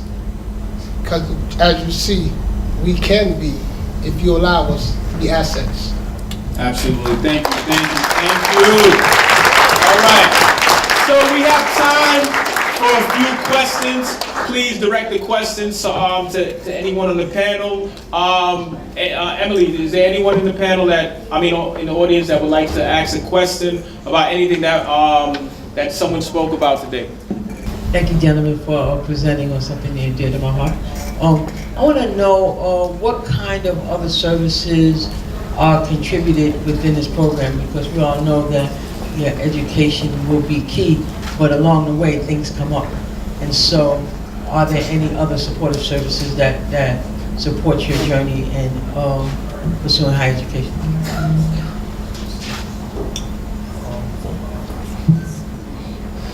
So would that be as far as the education in St. Francis or our professionals? Yeah, in St. Francis. If I may. Yes, a lot of the people in the audience, we have a great deal of support from the DA's office, our assembly people, senators, local and national institutions. And people come into St. Francis and are vested and as well as invest in the program plus. So we have a great deal, and some of them here, you should take the chance to meet them. We're here today, and we're here yesterday. Yeah, they offer some great deal of support. Absolutely. Also, the professors, the team of professors that runs this program, they're awesome. I mean, anything you need. But it's not just us. The school, I don't think the rest of the school realizes the level of commitment, the professors that they have around them. I think they take them for granted. And we wasn't afforded that opportunity to take them for granted. And they there for you, 200%. It's so awesome. Absolutely. Any other questions? Right here. Yeah. So I would like to know, are there any women, female returning citizens a part of this Absolutely. college? Absolutely. Ariel Pierre just graduated. She's one of the first graduates. She's right there. Oh, okay. And you have Tara. She took a break. She had just had a baby. And then there was another female that she dropped out. Alyssa's sick. She was supposed to be on the panel today. Is Yes. also presently in the program right now. Absolutely. So, one more. How much more time we have? About 5 minutes. 5 minutes, all right. Okay, there's a person who did 23 years, right? It was you? What was the hardest thing you had to get adjusted back when you reintegrated back into society? Thanks for the question. And I often say it. Physically, I was bound, but spiritually and mentally, I was free the most. I and many of us shouldn't be judged by actions. If you can understand what I say, I committed a crime, but I was never a criminal. It's a matter of the heart, because some people commit crimes and never go to prison, and some of us commit actions that if it was committed by another person, it wouldn't have spent 23 years. This is my first time in prison, first offense. So I chose to go to trial, and that's how the system works. How dare you have us spend money why didn't you take a cop out? Why didn't you just throw in the towel, right? Because in my heart, I knew I wasn't a criminal, but yes, I committed the crime. So it was something I had to deal with and rationalize over those 23 years. But again, I was never locked up. I kind of refused to conform. Right. I just didn't allow those circumstances to hold me back or weigh me down. I somehow, like we do, we are amazing people. We get through. I mean, I only did 17 years. It's not 20 per year. But I had to learn. First of all, I had to reprogram my thought process. And then I had to learn where I didn't even know how to use the bus pass. And I had to learn how to do all that. You know, fortunately, I like to read. So I learned a lot through books. But then now I'm home and I'm able to apply. And I believe most of us here like to read. And that's how we learn, you know, to make that transition. What about computers? Computer is still a learning process. Everything is still a learning process. For me, I'm still learning a lot of things. And I've been home going on 5 years. You would like to? Just Yeah, absolutely. So, I wanted to hear somebody else's challenges, but that was my challenge. You know, applying for jobs, and I remember going to my parole officer and her asking me, like, you know, after all these years incarcerated, like, what do you find challenging, you know, and stuff, because you come here, like, look like you put together well. And I told her, I said, my challenges have been with the technology. You know, applying for jobs and having to add attachments, I was like, what is that? Like, I didn't understand that, because when I left, we didn't have all that internet stuff. We didn't have those things. And so, but fortunately, Keston mentioned family and support, and so I had that around me, you know, where they would say, well, you apply and I'll show you how to attach a document, and I mean, and that's what I do today at my job, you know, because I know that a lot of the people there won't necessarily share that, but we have to make it a part of the process for those who don't want to disclose that. And so that was my challenge, the technology initially. Thank you, thank you. So, I think there's one more. Elizabeth, you have one quick question, and then I just want one student to ask a question. I got it. So, are all inmates allowed to get college educations? And follow-up question to that, can you leave with a bachelor's degree, or was that just something that happened to you, that it was a fake degree? Can I answer that? You have certain facilities as a result of certain organizations that provide monies to educate those that are incarcerated. You have a couple of programs. Hudson Link is a program. You have certain colleges, Mercy College, that goes in the facility and actually pays for people to go through college. It's an application process, much like all colleges. And you have Theological Seminary, New York Theological Seminary. But the concern is most of the facilities upstate do not provide college education. There was a time in the 80s, early 90s, that college was free amongst most of the prisons throughout New York State. However, as a result of false propaganda, as a result of people protesting against people who are receiving education in prisons, these programs were cut. And I think it's very important for us to understand how much does it cost to incarcerate someone annually. Upwards of $160,000, almost $200,000 on Rikers Island a year. To educate someone, to provide funding for educating someone is minuscule. Some programs, I'm not sure what the money is to put someone through the program. By the way, my check please in the mail.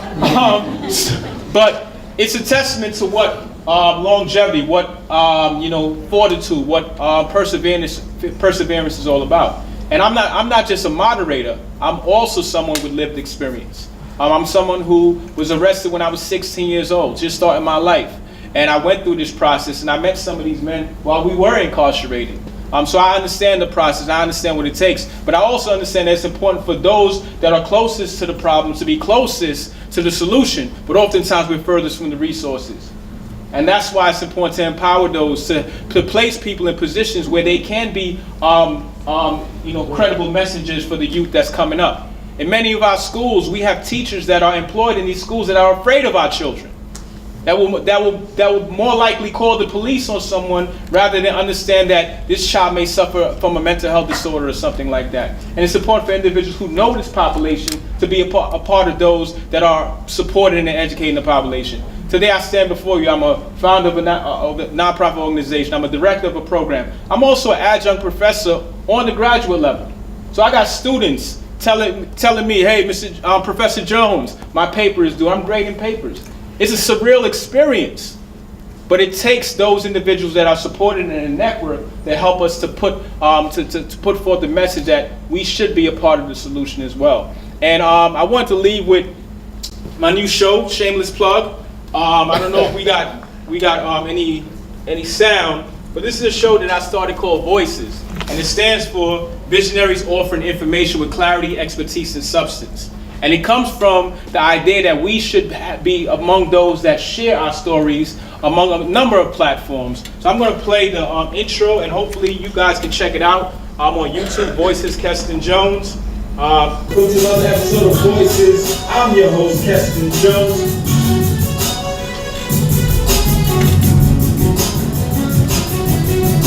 Visionaries offering information with clarity, expertise, and substance.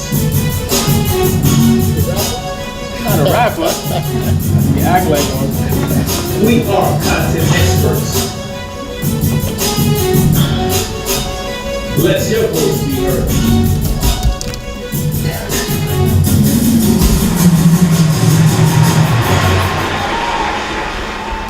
So on this panel, we have one of our own from St. Francis, Mr. Christopher Garcia. He was one of the panelists. And every week, I will be promoting a new episode. So please check it out. Let's support these particular initiatives. Let's support the education of those who are incarcerated. For those who want to find it on YouTube, look up Voices, Keston Jones.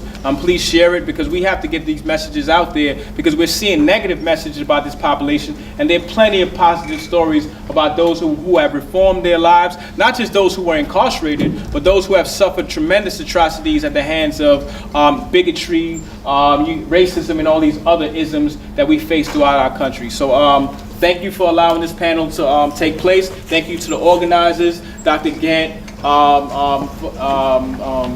Emily, Dr. Horowitz, and all of you guys for being here. Give yourselves a round of applause.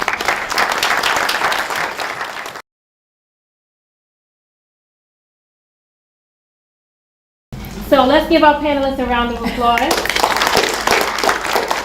My name's Nick Franklin. I run the Jail and Prison Program out of Brooklyn Public Library.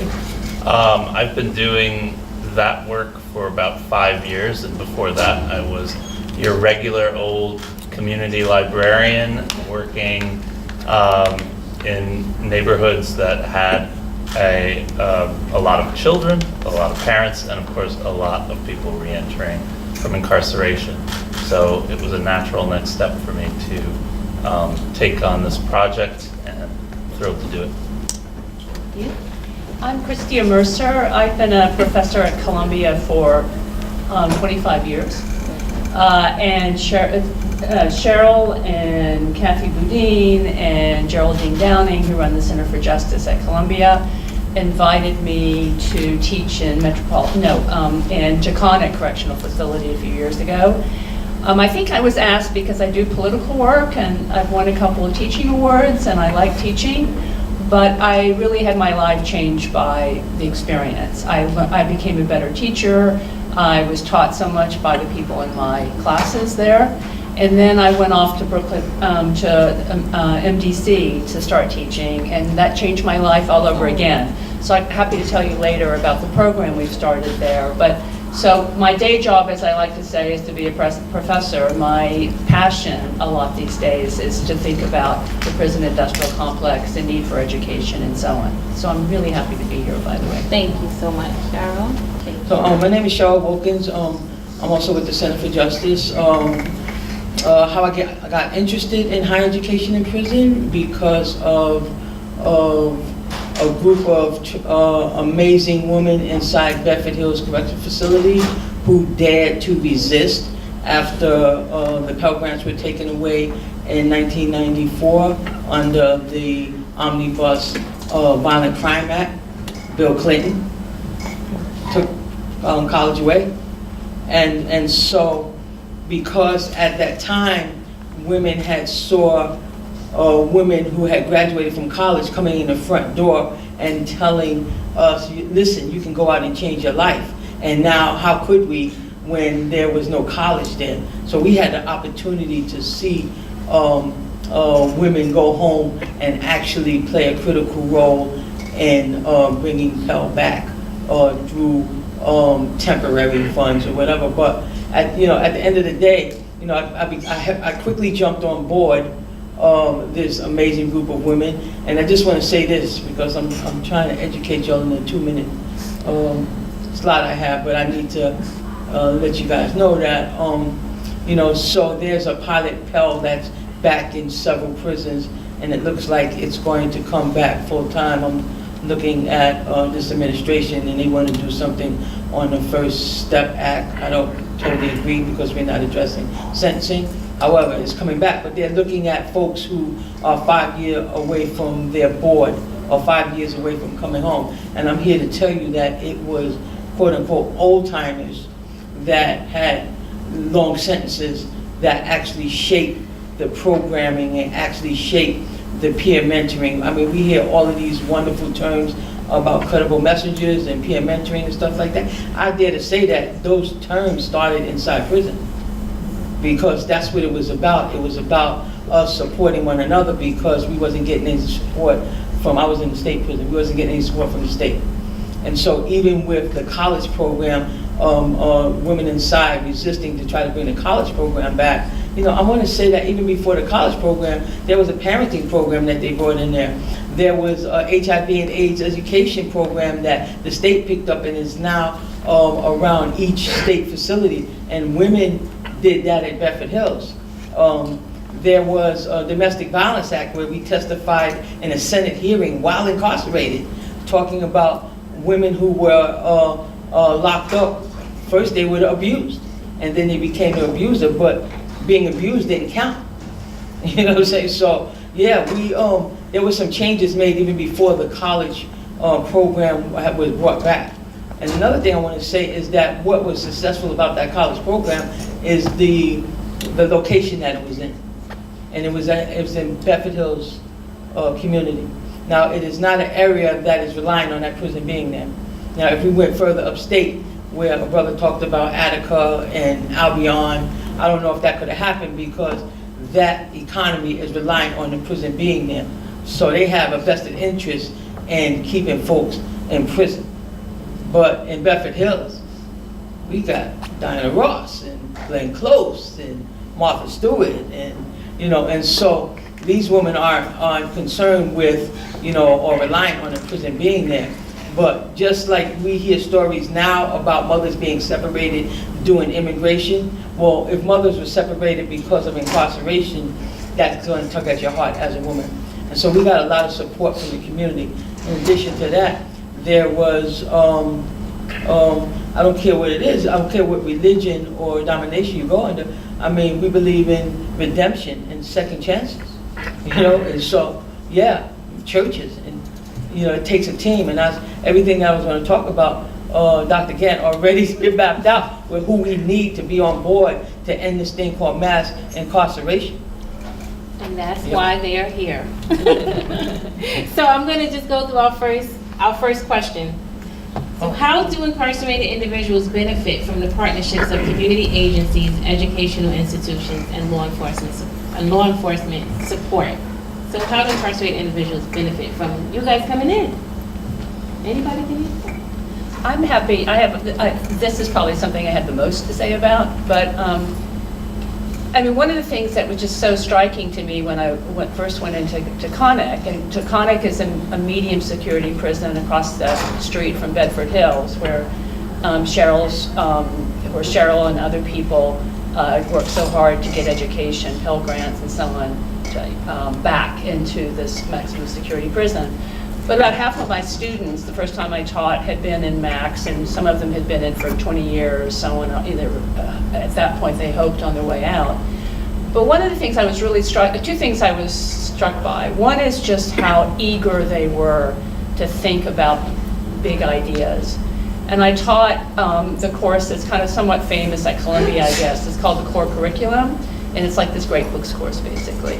And I thought, I think it's important to treat them like I treat my Columbia students. And what we would say, and I say this in MDC, I'm going to kick your butts the way I kick my Columbia student butts. You have to, write, and you have to read, and you have to take these ideas seriously.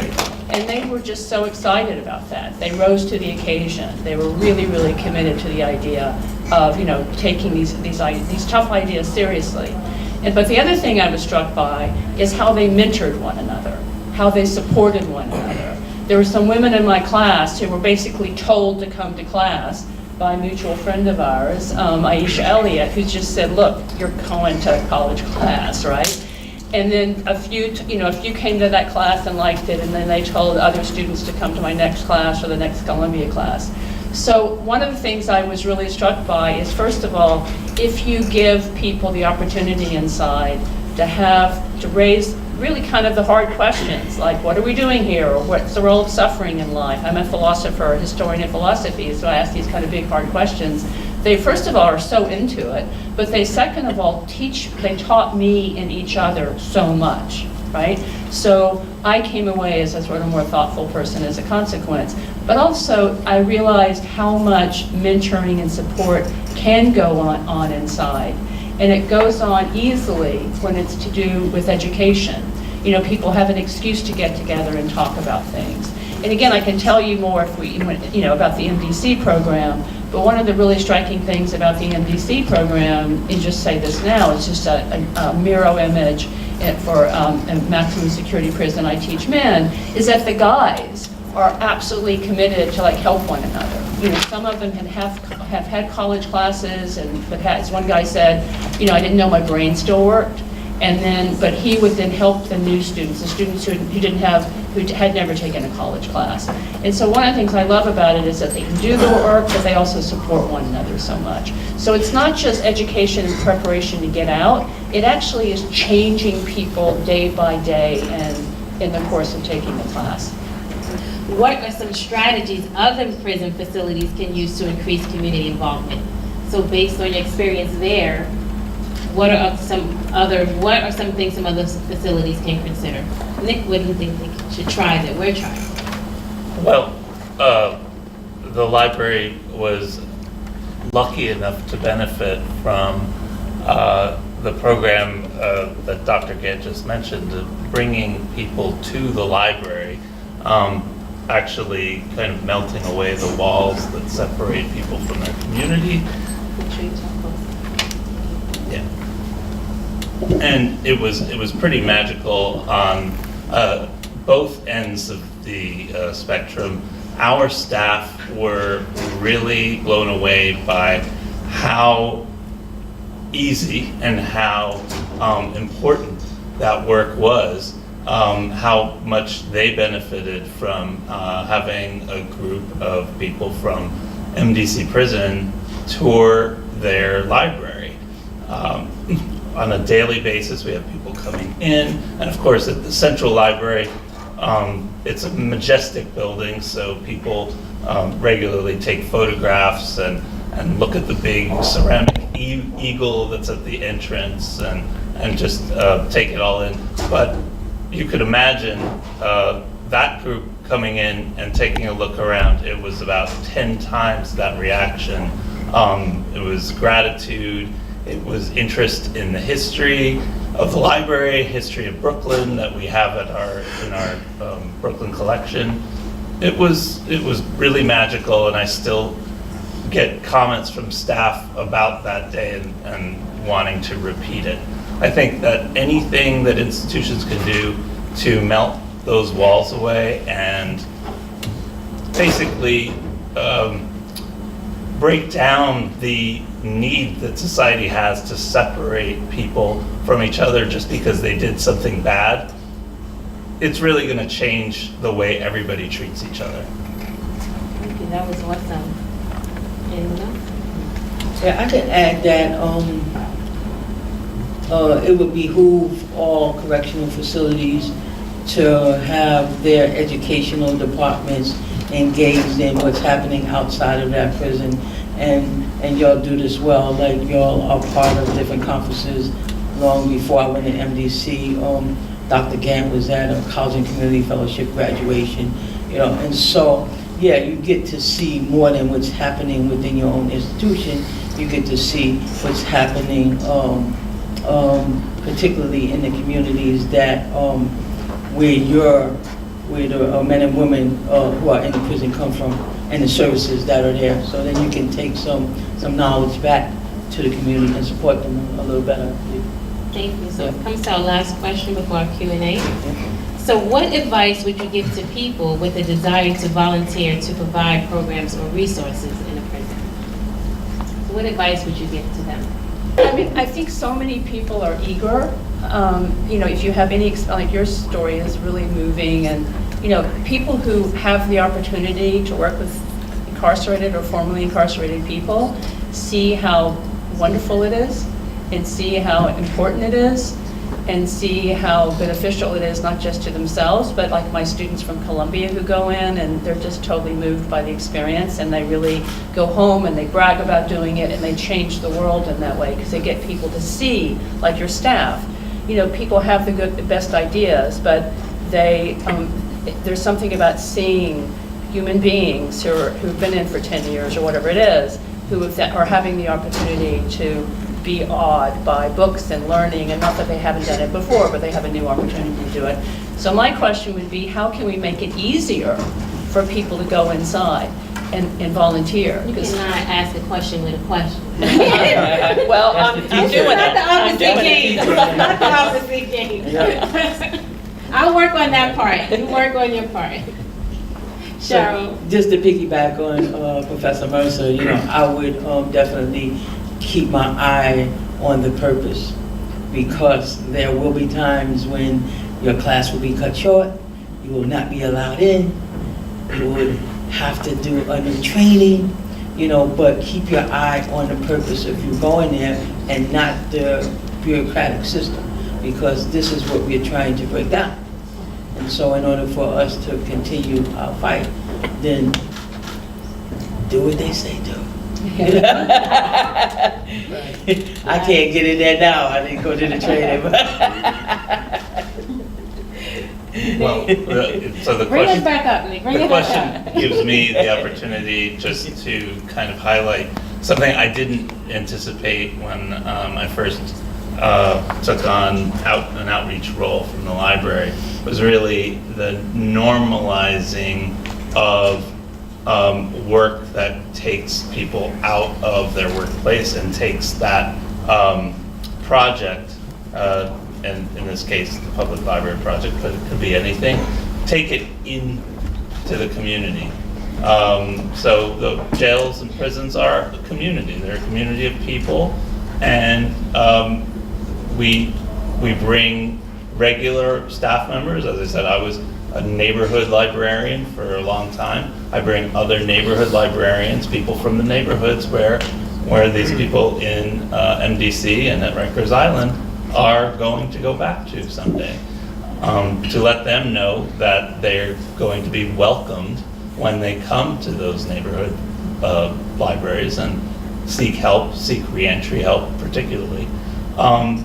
So, you know, transforming our institution to be more recognized as a resource has been incredibly fulfilling.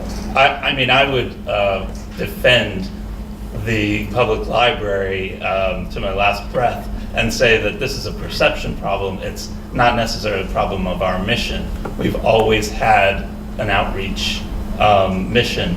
Since the early days of public library, there's always been some kind of cart that's moved around in neighborhoods where there was no library. There's always been, well, since about the 70s or 80s, there's been book carts weaving their ways through the hallways of Rikers Island, trying to serve as many people as possible. But we are too quiet and we're too modest about our achievements, and we are in the process of raising that profile and stepping up to be the reentry organization that we are naturally equipped to be. Well, thank you for sharing. Now it's time for Q&A with Kay Bain. Should have had some music, right? Thank you all. Give it up for the panelists. Mr. Franklin, Dr. Mercer, Cheryl, family, appreciate the work that you do very much. MDC is a very special place. I know this personally from having some interaction there. And I just want to share real quick. So when I first met Dr. Gantt, I had my suspicions and questions. I was a little skeptical, right? Because the sister that works in the prison and does education, what's that really about? I'm that type of person, you know what I'm saying? I gotta see, I gotta know. But when I heard her speak initially, it was very refreshing to see someone who was so aware, in tune all of those pillars up there, from my first time hearing her and when I went to go visit, that's really what they personify there. So it's a privilege and an honor to be here with you and the team. Give it up. So in Q&A, we're gonna hear questions from you all, right? And I want you guys, because we got a brilliant group of panelists, I want you to ask some difficult questions that they can go into their souls off the rip. So I have one to get us started. I see we got a shy group here. Yesterday, El Presidente was talking about the pronoun our. He was speaking about the fact that too often and historically we have seen incarceration, mass incarceration, people being incarcerated as a us, them thing, right? It seems like there is a shift in the consciousness level in society right now. It appears to be so. Would you say that you agree with the fact that there's a paradigm shift, or we're not there yet? How do you see that? The us versus them thing. My heart wants to say, yeah, we are coming together, you know, as a country. But then when you see these hate crimes that's happening regularly, when you see folks feel like it's open season now, I don't have to hide, you know, my racism and things like that, you know, I take a step back and I observe a little bit because, you know, I don't know whether this is for political gain, or do you really feel that, you know, we as a country need to provide access to anybody who wants to pursue higher education? Okay. All right. Anyone else on the panel want to talk about that? As I kind of alluded to before, we really feel our role at the public library is to push these conversations to be more front and center. It's a spark. I think we're living in a time where these ideas are sparking and we're changing our perception about them. But in my relatively small community of the public library, what I do inward-facing is help my colleagues change their vocabulary, certainly change the way they view doing outreach, and remind them we're not going to a museum. We're not doing this to just benefit from the knowledge or from the experience of going to a jail or prison. We're doing it to change those people's lives and to make it a cultural normalcy to do this outreach and to bring these things out. And it starts with language. It starts with referring to people in human language, as we've seen before in lots of organizations, missions, and their statements about human language. We take that very seriously. Dr. Mercer?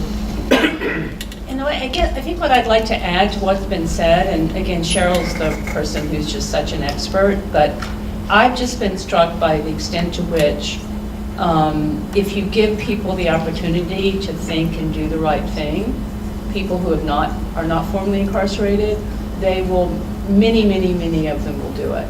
So again, when I turned Dr. Gantt's question around, one of the reasons I wanted to turn it around is because I really think that I don't have to convince people in this audience, I think. But if we can make it easier for there to be volunteer programs of the sort that NBC has created, if we can make it easier for people to work with formerly incarcerated people in the process of reentry, and again, I know Columbia is doing that, and obviously St. Francis is doing a lot of that, or if you can make it easier for people at the library. It's not just language, it's also, seeing people and the incarcerated people, seeing their families, hearing their stories. Suddenly the barriers just fall. And it's not true for some people, but it's true for many people. So I wish more education, more communication, to me, is a way of changing the discourse, the dialogue, so that people will have less fear. People who have not been incarcerated, not been from communities that have Question. been. So one more thing, in line with that, language. What role does language play in this transformation or in this new future that we're envisioning for, you said the term formerly incarcerated. not inmate, not offender. We talked about the importance of language. Could you speak on that? And then we're going to come right here for a question. Language is important. It's important because the derogatory terms, you know, put you in a space where you're stuck for life. Like, we don't call somebody who has been divorcee. You know, you don't have to put that on your application. You know what I'm saying? But we are quick to call folks ex-cons or inmates, you know, even when growth has occurred.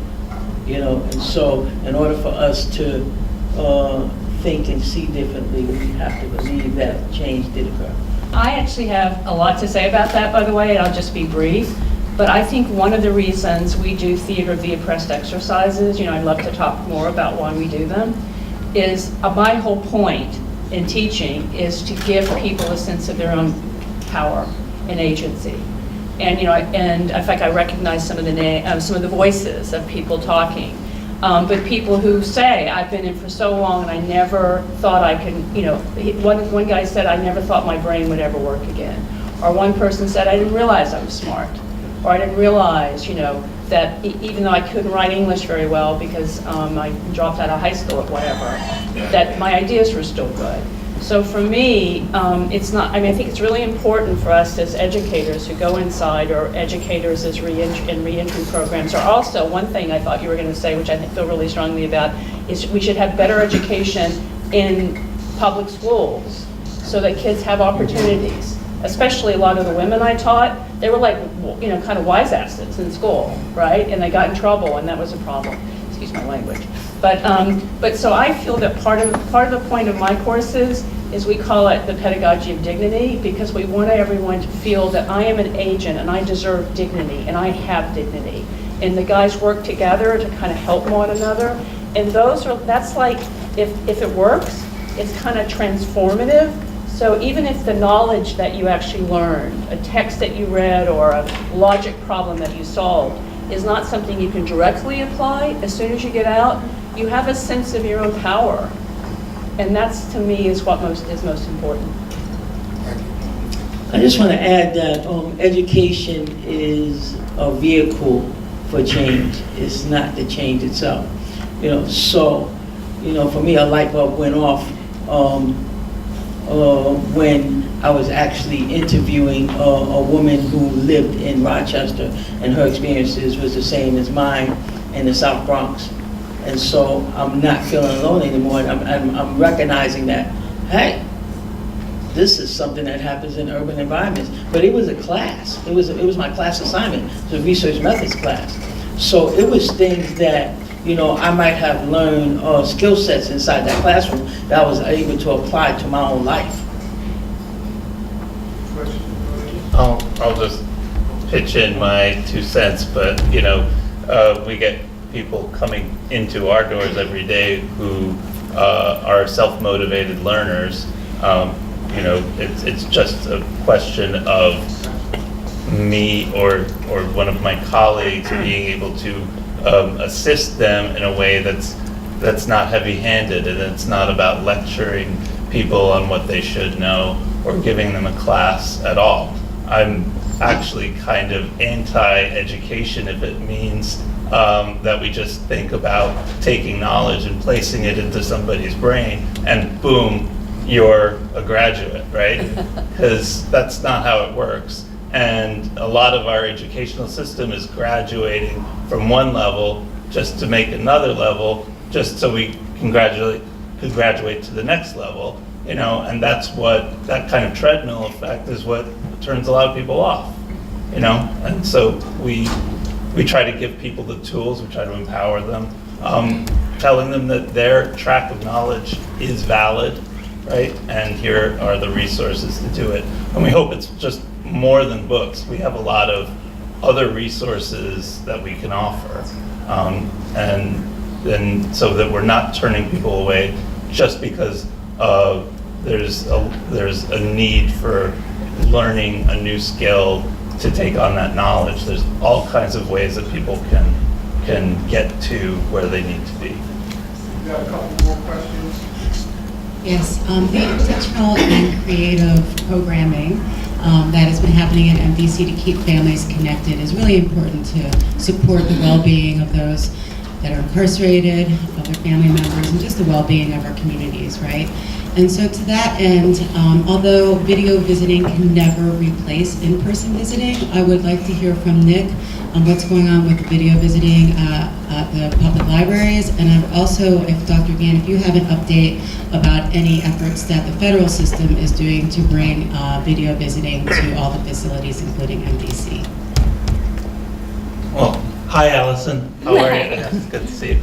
I bumped into Allison about 2 years ago when we were beginning a program called Tell a Story, which was employing technology to beam in this case, the municipal jails to Rikers Island, and allow family visitations to take place over camera instead of, and helping people who didn't have the resources and the time to get out to Rikers Island on certain days, but they could come to their neighborhood public library and set up a visit. We jumped through all kinds of hoops, and, and we, of course, needed to qualify it as a library program, i.e. something about family literacy and having parents and children together and reading books together over the camera. But about now, it's been 3 years, I guess, we've gotten more and more serious about the program, secured some funding so that we could actually hire a full-time coordinator. His name is Michael Carey. He used to run the college initiative. So we're just trying to leverage that and branch out from there to, we haven't gotten upstate yet, but we are expanding our capacity around New York City, and the biggest push was to get all the other 2 library systems, there's 3 systems in all, get them to sign up and provide the program as well. So that's really blown up the whole thing, and people can just call 311 and take advantage of the program.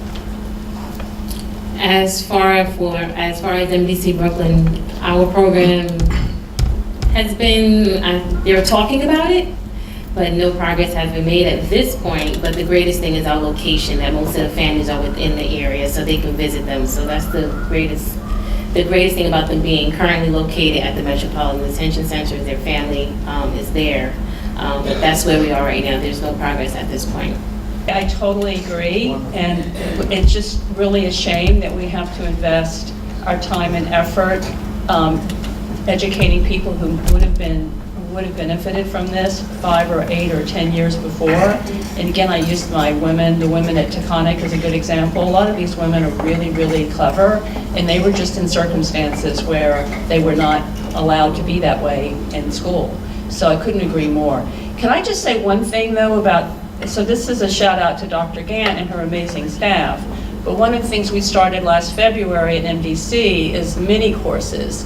And they're courses that they're mini, 3 or 4 weeks, because a volunteer can only go in 4 times without becoming a badge volunteer.